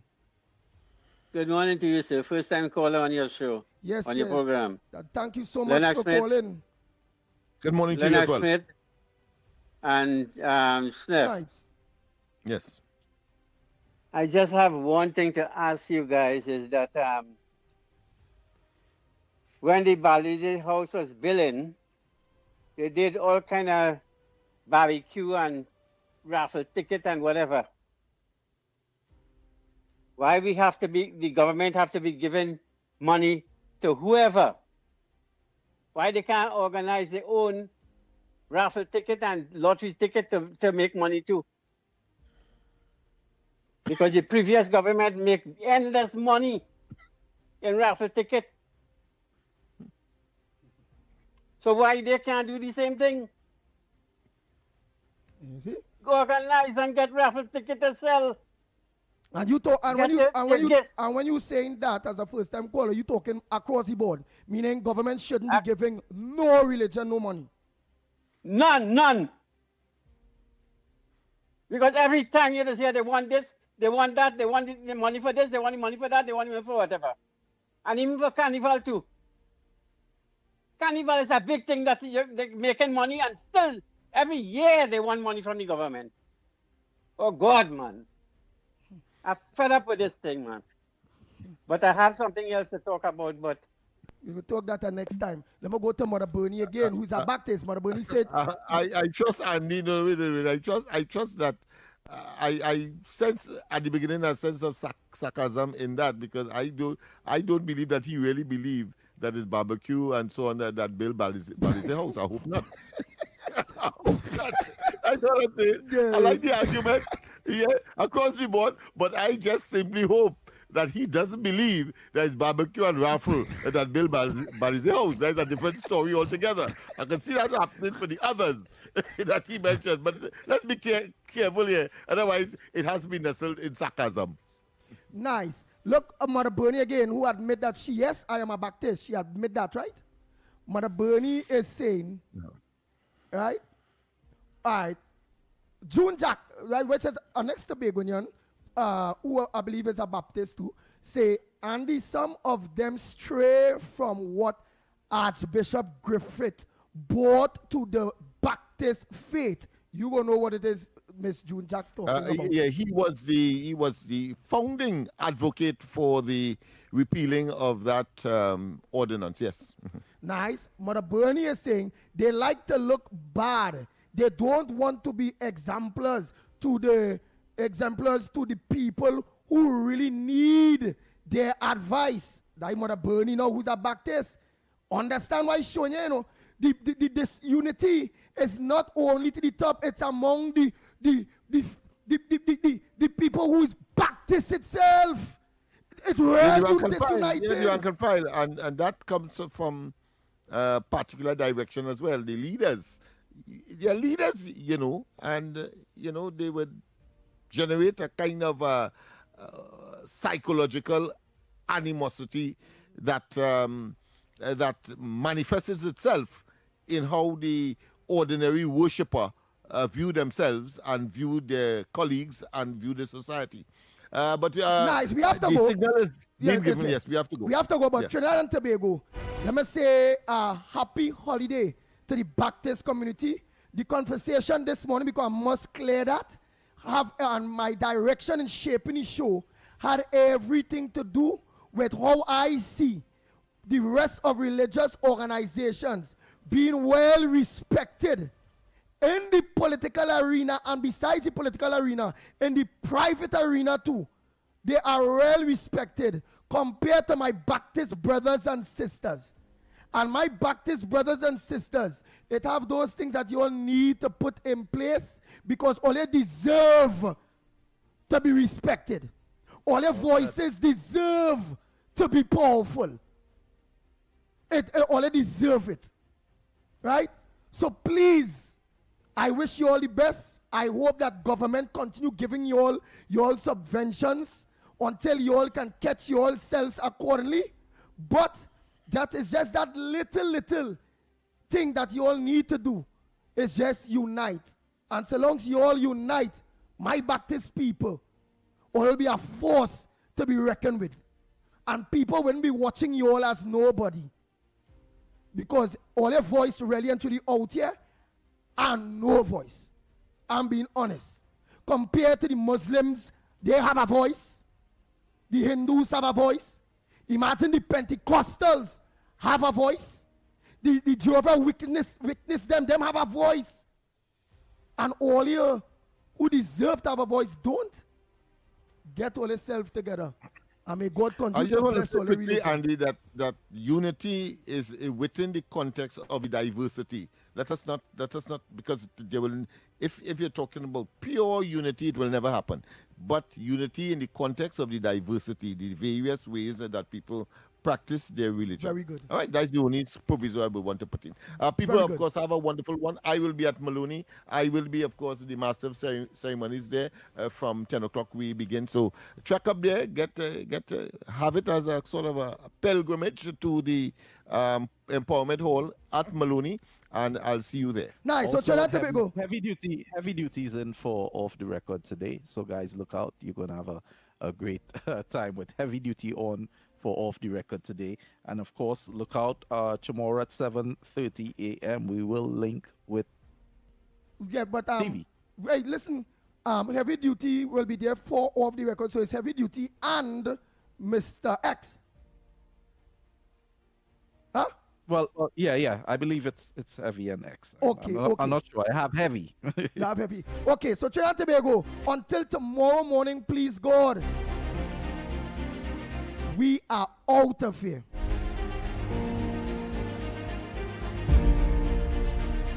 Bang, bang, bang, bang, bang, bang, bang, bang, bang.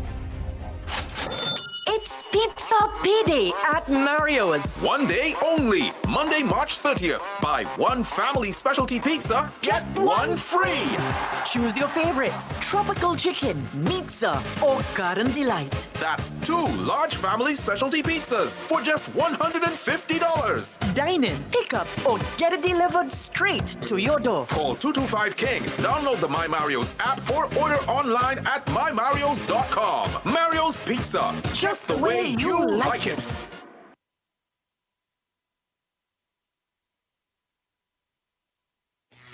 Protect yourself from electric shock or death. Before conducting repairs close to overhead lines or the point of connection to your home, contact TN Tech to request a temporary disconnection. When driving tall vehicles, ensure they do not exceed 15 feet. Do not lift lines to allow vehicles to pass. When carrying out underground works, contact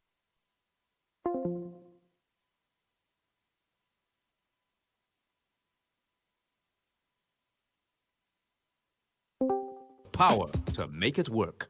This Good Friday, April 3rd, join the La Hoqueta Gospel